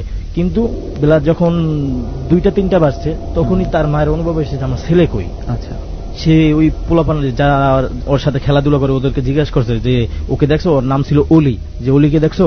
বলছে না তো, আমাদের সাথে দেখছিলাম গোসল করতে নামছে, তারপরে যে কোথায় গেছে আমরা সেটা দেখি খেয়াল করি না। তখন বলছে কি কোথায় যেতে পারে, অনেকে ওই বাগান টাগান যা আছে কবরস্থান আশপাশ সব খোঁজাখুঁজি করছে, কেউ পায় না। তখন বললো যে তোমরা কোন জায়গা থেকে গোসল করছো? যে একটা নদী, আমাদের যে খালটা, ওই খালটা এ মাথাও আটকানো ও মাথাও আটকানো, মানে মাঝখানে এরা মাছ জিয়ায়, মানে পানি কোনো দিক আপ ডাউন করে না, এই জন্য পানিটা নীরব থাকে। তো ওই যে জায়গা ওরা গোসল করছে ওইটার কাছে একটা সাঁকু ছিল, মানে এদিক থেকে ওদিক পারাপারের। তো ওই সাঁকুর কাছে একটা গাছ ছিল, ওই গাছটার ভিতরে ওই যে রশির মতো যে ইগুলি জ্বলে, যেগুলি আমরা বলি শিকড়, ওইগুলি জ্বলে। তো ওই গাছটা ঠিক নিজ বরাবরই ওকে, মানে কিতে বলবো এটা বলতে পারবো না, মানুষ যেটা বলে যে শয়তান, ওকে মাথা নিচের দিক দিয়ে পা উপরের দিক দিয়ে বাইন্ধে রাখছে, পায়ের ভিতরে রাখছে। বলতে ওইখানে যেহেতু লতা পাতা বলছেন যে রশির মতো, হ্যাঁ ওই গাছটা থেকে তো পেঁচায়ও যেতে পারে না, এমন হাতে পায়ে পেঁচায় যেতে হতে পারে। ওটা মানে পেঁচানো তো ভাই একটা সিস্টেম, কিন্তু এমন কায়দায় ওকে পেঁচানো হয়েছে ওকে বাইন্ধে রাখছে। ওকে কেউ মানে যেভাবে বাঁধে, এটা আসলে পেঁচায় গেলে একটা বোঝা যাবে পেঁচ খেয়ে গেছে, কিন্তু এটা বোঝা যাচ্ছে যে কেউ বেঁধেছে, কেউ ওকে বেঁধেছে। ওকে, পরে ওই যে 2-4 জন আইসে, ওরা নিচে সব হাতাইছে যে পানিটা তো কোনো দিক লড়ে না, যদি ডুবেও যায় তো আশেপাশে আছে, কোথাও থাকবে, বা ওই গাছের নিচমিচ সবাই আতাও, বা ওই যে সাঁকুর আছে, সাঁকুর নিচে মাছ ধরার জন্য ডাল পাল ফালাইতো অনেকে, যে ওই খোঁজো। তখন একজন নাকি গাছের নিচে নামতে নামতেই হঠাৎ তার পায়ের সাথে বাইজে গেছে, হাত এরকম হাত ছিল তো, হাতের সাথে পা বাজছে। তখন সে মনে করছে যে হয়তো কোনো কিছু হাত দিয়েছে, তাকে হাতের ভিতরে আটকে গেছে। তখন সে চিৎকার করেছে, চিৎকার করে উঠেই যে এইখানেই আছে, এইখানে আরো দুইজন যাইয়া একসাথে ওকে তুলছে। তুললেই দেখি এই যে নিচ থেকে প্রায় 2 হাত উপরে হবে ওই লতাগুলো একসাথে পেঁচানো, ওর পায়ের সাথে পেঁচাই রাখছে। কেউ মনে হয় বেঁধে রাখছে ওকে, এই অবস্থায় ওকে রাখছে। তখন উঠেইয়া ওকে, এখন তো মারাই গেছে, এখন কি করবে? পরে অনেক কান্দাকাটি বাড়ির ভিতরে। তখন ওর আম্মু একাই দেশে গেছিল বেড়াইতে, ওর আব্বু ঢাকা রামপুরাতেই। তখন ওর আম্মু ফোন দিছে, আমরাও সবাই দেখতে গেছি, আমি আমার আম্মু সবাই দেখতে গেছি। তখন ওর আম্মু ফোন দিছে ওর আব্বুকে যে এই কাহিনী। ওর আব্বু তো কান্নাকাটি, 2টা ছেলে, একটাই মারা গেছে এই অবস্থায়। তখন বললো যে আমি আসার আগ পর্যন্ত আমার ছেলেকে মাটি দেবা না, আমি যেভাবেই হোক রাত্রে আমাদের দেশে আবার ভাঙ্গা ভাঙ্গা যাওয়া যায়, মাওয়া থেকে তাড়াতাড়ি করে যাওয়া যায়। বলছে যে আমি যেভাবেই হোক চলে আসবো। আচ্ছা, বাইজে গেছে সন্ধ্যা 6টা, এই কাহিনী ব্লাস্ট টাস নিয়ে দিয়ে অনেক 6টা-7টা বেজে গেছে। তখন বাজার থেকে ওই যে চা পাতা, বরফ এগুলি নিয়ে এসে নষ্ট না হয় এইভাবে রাখছে ঘরের ভিতরে, অন্য ঘরে। ওরা যে বাড়িতে থাকে, মানে এখন যে বাড়িতে যাই ওরা আশ্রয় নিচ্ছে ওই বাড়িতে না, আগে যে বাড়িতে থাকতো ওই বাড়িতে লোকজন আছে, ওই বাড়িতে লাশটা নিয়ে গেছে। আচ্ছা, সারা রাত রাখতে হবে ওর আব্বু আসার আগ পর্যন্ত, যেহেতু তার ছেলে মানে বাবা চাচ্ছে যে তার লাশ না দেখে যেন কবর না দেওয়া হয়। তখন তার আব্বু আসবে সকালে, আস্তে আস্তে সকাল হয়ে যাবে, এই লাশটা রাখতে হবে। তো তখন তার ওই লাশের পাশে অনেকজন, মানে তার চাচি এবং তার মা, তার চাচাতো বোন, তার আরো 2-1 জন, এরকম 4-5 জন মিলে কোরআন শরীফ পড়তেছে। তো লাশটা যেখানে রাখছে তার ঠিক মাথা বলতে কি বডি থেকে 1 হাত দূরে একটা জানালাটা হালকা একটু ফাঁক করা, যেন বাতাসটা আপডাউন করতে পারে, এরকম একটু হালকা ফাঁক করা, 4 আঙ্গুল কি 5 আঙ্গুল ফাঁক করা। তো হঠাৎ এরকম সবাই কোরআন শরীফ পড়তেছে, রাত প্রায় আমাকে বলছে 2টা-4টার দিকে হবে। এরকম সময়ে হঠাৎ লাশটা জানালার বাইরে চলে গেছে, অর্ধেক বাইরে অর্ধেক ভিতরে। যখন লাশটা যেতে আছে তখন ওরা আম্মু দেখে সাথে সাথে কোরআন শরীফটা মাঝখান প্যাডের উপরে রাখছে, তখন লাশটা আটকে গেছে জানালার ভিতরে। আচ্ছা, কিন্তু ভাইয়া ওই যে লাশটা যে আটকে গেছে, তখন ওই আমাদের দেশে যে জানালা বানাইলে শিক দেয়, লোহার শিক দেয়, 2-3টা লোহার শিক দেয় জানালার ভিতরে, 2 শিকের মাঝখানে যে আটকে গেছে, তো ওর শরীরের ভিতরে কোনো শিকও ঢোকে নাই, কিছু না, কিন্তু মাঝখানটা চাইপে গেছে, অনেক চেপে গেছে মাঝখানটা। আর শুধু ওই মাথা এবং এই 2 হাত, এই সিনাটা ঠিক আছে, এই মাঝখানটা সিনা থেকে 4 আঙ্গুল। আমাকে একটু বলেন তো, যখন মানে কোনো কিছু ওনারা দেখতে পায় না, হঠাৎ করে দেখছে যে লাশটা টান দিয়ে কেউ নিয়ে যাচ্ছে, তখন সাথে সাথে ওর আম্মু কোরআন শরীফ প্যাডের উপরে রাখছে, যতটুকু পাইছে ততটুকুর উপরে। রাত কয়টা বাজে? আমি তো তখন ওখানে ছিলাম না, আমরা বাড়িতে চলে আসছি। তখন অনুমানিক রাত 1:30 থেকে 2টার দিকে এই ঘটনা ঘটে। লাশটাকে জানালার পাশেই রেখেছিল? না, জানালা থেকে 1 হাত দূরে, মানে ঘরের ভিতরেই তো জানালা থাকে, যে বাহির থেকে 1 হাত দূরে, জানালা থেকে 1 হাত দূরে হবে লাশটা। তখন যখন লাশটা, ওনারা কিছুই দেখতে পায় না যে কি টান দিয়ে লাশটা কেন জানালার দিকে চলে গেল। তখন ওই কোরআন শরীফটা রাম্মু প্যাডের উপরে রাখছে, লাশটা ঠিক ওই অবস্থায় আছে, লাশটা ভিতরেও যায় না বাহিরেও যায় না। তখন ওই চিৎকার করছে, 2-3 জন আরো পুরুষ বাইর হয়েছে, বাইর হইয়া ভাইয়া ওই যে জানালার শিক 2টা এমন করে ভাঙছে, ভাঙে পরে লাশটার ভিতরে আনছে। মাই গড, এত জোরে টান দিছে যে বডি সহ ইয়েতে ওই শিকের যতটুকু অল্প জায়গা আছে এর ভেতরে ঢুকে গেছে, এবং কি তার মাথা ঠিক আছে, এই হাতের ছিনাও ঠিক আছে, শুধু জাস্ট এই বুকের এইখান থেকে চিকন হয়ে গেছে, যতটুকু জানালার জায়গা ছিল অতটুকু হয়ে গেছে। সবাই অবাক যে একটা হাতের পরিমাণ কিভাবে হয় যে এইটুক। তখন ওই শিক ভাঙ্গা, মানে ওরে আনা যাইতেছে না, কারণ মাঝখানটা তো আটকে গেছে, উপরে শিকের মোটা, ভিতরে নিচেও মোটা, মাঝখানটা চিকন। তখন ওকে ওই জানালার শিক ভাঙ্গা আবার রাত্রেবেলা ভিতরে আনা হয়েছে। ওই যে চা পাতা অনেক কিছু পুড়ে গেছে, টান দিয়েছে পুড়ে গেছে, তখন আবার চা পাতা ঠিক মতন দিয়া রেখে সবাই, এবার যতজন আসলে আরো বেশি লোক বসে আছে, পাহারা দিয়ে সবাই। আচ্ছা, জানালাটা যেই দিকে জানালাটা ছিল ওই দিকে কি ছিল? ওইদিকে পিছন বরাবর বাগান ছিল, গাছ টাছ বাগান ছিল, মানে মানুষজনের ওইদিকে মানুষজন নাই, কিন্তু ওই বাগানের ঠিক যদি বাগান থেকে আপনি হাঁটেন 2 মিনিট গড়ি ধরে, ঠিক 2 মিনিট হাঁটলেই তারপরে ওরা যে বাড়িতে নতুন থাকতো যাইয়া ওই বাড়িটাই যেতে হবে। মানে ওই পিছনে অনেক বড় বাগান, ওই বাগানের মাঝখান বরাবরই ওদের নতুন বাড়ি, যেখানে বৈশা পিঠা টিঠা খাইছিল, ওই বাড়ি, ওরা ওই বাড়িতে থাকতো। তারপরে সকালবেলা ওর আব্বু আসলো, ওর আব্বু এসে এরকম হুজুর টুজুর নিয়ে ওকে মাটি দেওয়া হইলো। কিন্তু মাটি দেওয়ার পর ভাইয়া প্রায় 2-3 মাস ওরা ঘুমাইতে পারে না। কেন ঘুমাইতে পারে না বলতে, হুজুর আনছে, হুজুর আনার পরে হুজুর কি করবে, হুজুর ওই বাড়িটারে বান দিয়ে দিয়েছে, যেন আমাদের দেশে বলে বাড়ির ঘরের ভিতরে যেন কোনো কিছু না থাকে, এই জন্য মিলাদ টিলাদ পড়ায়। হুজুর আইনা মিলাদ টিলাদ পড়াইছে, কিন্তু ওদের বাড়ির পাশ থেকে অনেক কান্নাকারির আওয়াজ আসে। মানে ওরা শুনতে পায় রাত্রে, মানে এইসব কান্নাকারির আওয়াজ শুনলে, মানে ওই বাচ্চা কাঁদতেছে, যে বাচ্চাটা মারা গেছে তার বাচ্চাই কাঁদতেছে, বা অমুক ওই যে আরো অনেকের কান্নার, মানে পরিচিত লোকেরই কান্নার আওয়াজ পাইতেছে, মানে তাদের মনে হইতেছে যে অনুভব করতেছে আমাদেরকে কান্দার অনুভব করে বাহির করতে চাইতেছে। ওরা তো সবকিছু বুঝছে, বোঝার পরে ওরা বের হয় না। তারপর একদিন হঠাৎ করে অনেক লোকই নাকি এখনো ভাইয়া দেখে যে মসজিদে যাওয়ার সময় অনেক মুরব্বীর আছে যে দেশ গ্রামে মাগরিবের নামাজ পড়ে এসাও পড়ে রাত্রেবেলা চলে আসে, তখন অনেকেই দেখে যে ওই বাচ্চাটা, যে বাচ্চাটা মারা গেছে ওই বাচ্চাটা ওই বাগানে হাঁটে একলা হাঁটে, এখনো দেখা যায় যে বাচ্চাটা রাত্রেবেলা একা একা হাঁটে। এবং ওই যে আমাদের যে মসজিদের ইমাম সাহেব, সে ঈশান নামাজ পড়াইয়া, ঈশান নামাজ শেষ করে রাত্রে মানে 8টার দিকে, আমাদের কাছে 7:30 পৌনে 8টার ভিতরে নামাজ শেষ হয়ে যায়, তখন সে মসজিদ টজিদ তালা লাগাইয়া হেরিকেন আছে হাতে, হেরিকেন নিয়ে যাচ্ছে।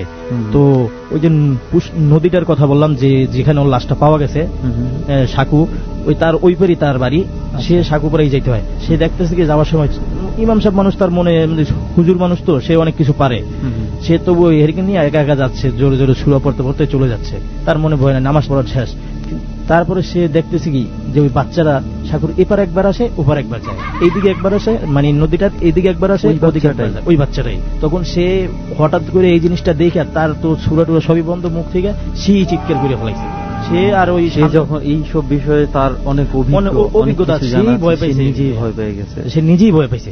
ভয় পাওয়ার পর সে আর ওদিক যায় নাই, সে হেরিকেন নিয়ে অস্তে পিছনের দিকে গেছে, যেদিক থেকে সে আসছিল ওই দিকে গেছে। পরে ওই পাশেই কিন্তু তার ওই বাচ্চার বাড়ি, যে বাচ্চাটা মারা গেছে ওর বাড়ি, কিন্তু ওই বাড়িতেই কিন্তু তার দাদি আছে এবং আরো আত্মীয় স্বজন আছে। সে হুজুর ওই বাড়িতে না ঢুকে সোজা পিছনে ওই বাড়ি চলে গেছে।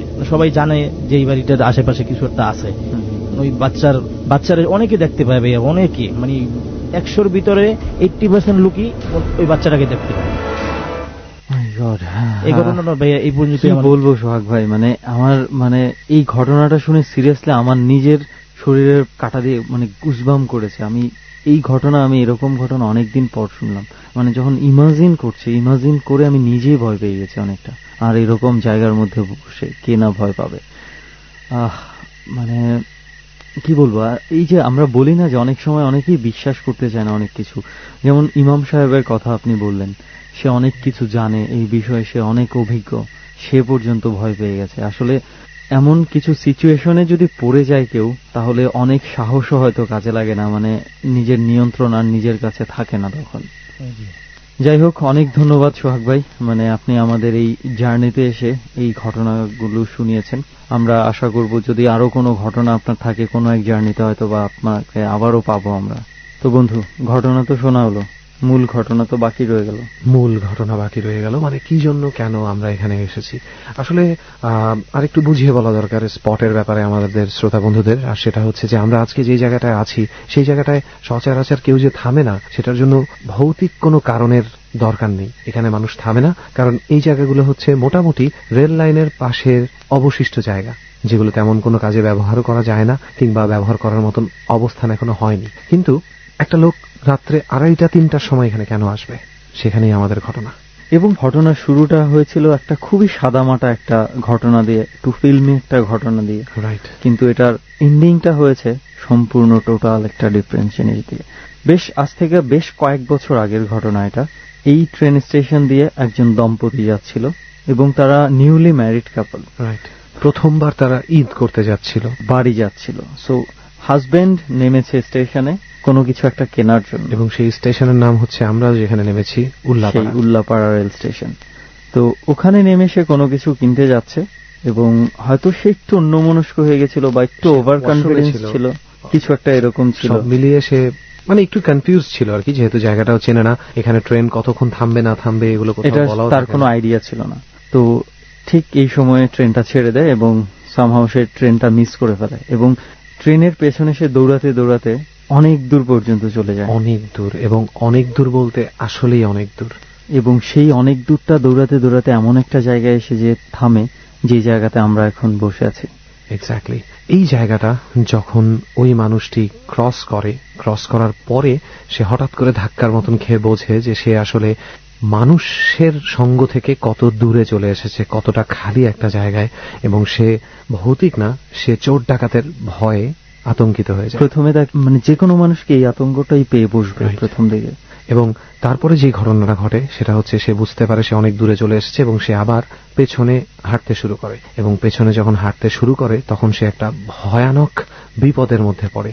ট্রেন ধরার জন্য সে দৌড় দিয়ে দিকজ্ঞানহীন হয়ে যেভাবে দৌড় দিয়েছিল, সে এতই বাজে একটা রাস্তা পার করে চলে এসেছে যেই রাস্তাটা দিয়ে তখন যেতে তার ভয় করতে শুরু করে। স্বাভাবিকভাবে কেউ আসবে না, যথেষ্ট চিকন ভাঙাচোরা একটা রাস্তা, তার দুই ধারেই খাদ, এবং যে কেউ আলোর মধ্যেও এখানে হাঁটতে গেলে পড়ে যেতে পারে। অথচ এই লোকটা রাত 3টা, 3:30টার সময় দৌড়ে এই জায়গাটা ক্রস করে ফেলে, এবং সে যথেষ্ট সাবধানভাবেই ফেরত আসার সময়, যখন সে বুঝতে পারে ট্রেন সে ধরতে পারবে না, ফেরত আসার সময় সে ভয় পায় এখন সে কিভাবে যাবে, কিন্তু তাকে তো যেতেই হবে। আসলে ওনার ফেরত আসতেই হবে, তার কারণ হচ্ছে হঠাৎ উনি দেখতে পেলেন প্রায় 6-7 জনের একটা দল তার দিকেই হেঁটে হেঁটে আসছে, কিন্তু তাদের আচরণে মনে হচ্ছে না যে তারা তাকে দেখতে পেয়েছে।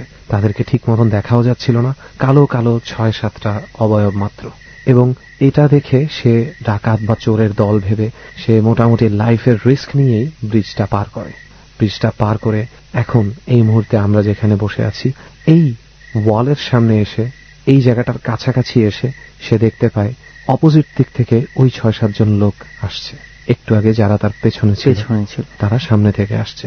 সামনে থেকে ওই লোকগুলোকে আসতে দেখে একেবারেই আতঙ্কিত হয়ে যায় সে। কিন্তু তখনই ঘটে অদ্ভুত ঘটনাটা। এই যে ওয়ালটার সামনে আমরা বসে আছি, এই ওয়ালের পেছন থেকে কেউ একজন বলে ওঠে, আপনি সামনে এগিয়ে যান, আপনার কোনো সমস্যা নেই। মানুষটা তাকায় না, ওয়ালের পাশে তাকাতেও তার ভয় লাগছিল, কারণ কণ্ঠটা সে জানে না রাত্রে 3টা, 3:30টার সময় কে তাকে এই অভয়টা দেবে। এবং সে সেটা না জেনেই কোনো এক কারণে বাধ্য হয় আসলে বিশ্বাস করতে ওই লোকটার কথা, এবং সামনে এগিয়ে যায়। ওই যে মানুষগুলো সামনে দিয়ে হেঁটে আসছিল তারা কোনো এক কারণে ডান দিকে বা বাম দিকে অন্য কোনো একদিকে চলে যায়, এবং সে হাঁটতে হাঁটতে আবারও কোনো মতে পৌঁছে যায় সেই উল্লাপাড়া রেল স্টেশনে। তো এই ছিল কাহিনী, এবং সেই লোকটাকে আমরা বলেছিলাম এই স্টোরিটা ডরে বলার জন্য। তো সেই লোকটা এমন একটা জায়গায় জব করে যেখানে থেকে ওনার পক্ষে এক্সপোজ করা সম্ভব না নিজেকে। সেই কারণে আমরা কোন অর্গানাইজেশনে আছেন, কি ধরনের অর্গানাইজেশনে আছেন বা উনি কে, তার কিছুই বলতে পারছি না। ওই জন্য আমরা 100% দুঃখিত। আর আরো একটা বিষয় আমরা দুঃখিত, সেটা হচ্ছে আমরা এখনই উঠে যেতে বাধ্য হচ্ছি। তা না হলে হয়তোবা এখানে আমরা আরো অনেকক্ষণ থাকতে পারলে কোনো না কোনো ঘটনা হয়তোবা আমরা নিয়ে যেতে পারতাম। আমরা কোনো অবয়ব দেখতে পাই কিনা, হয়তোবা কেউ আমাদেরকে বলতো এখনো এখান থেকে বসে যে আপনারা যেতে পারেন, আপনাদের আর কোনো বিপদ নেই।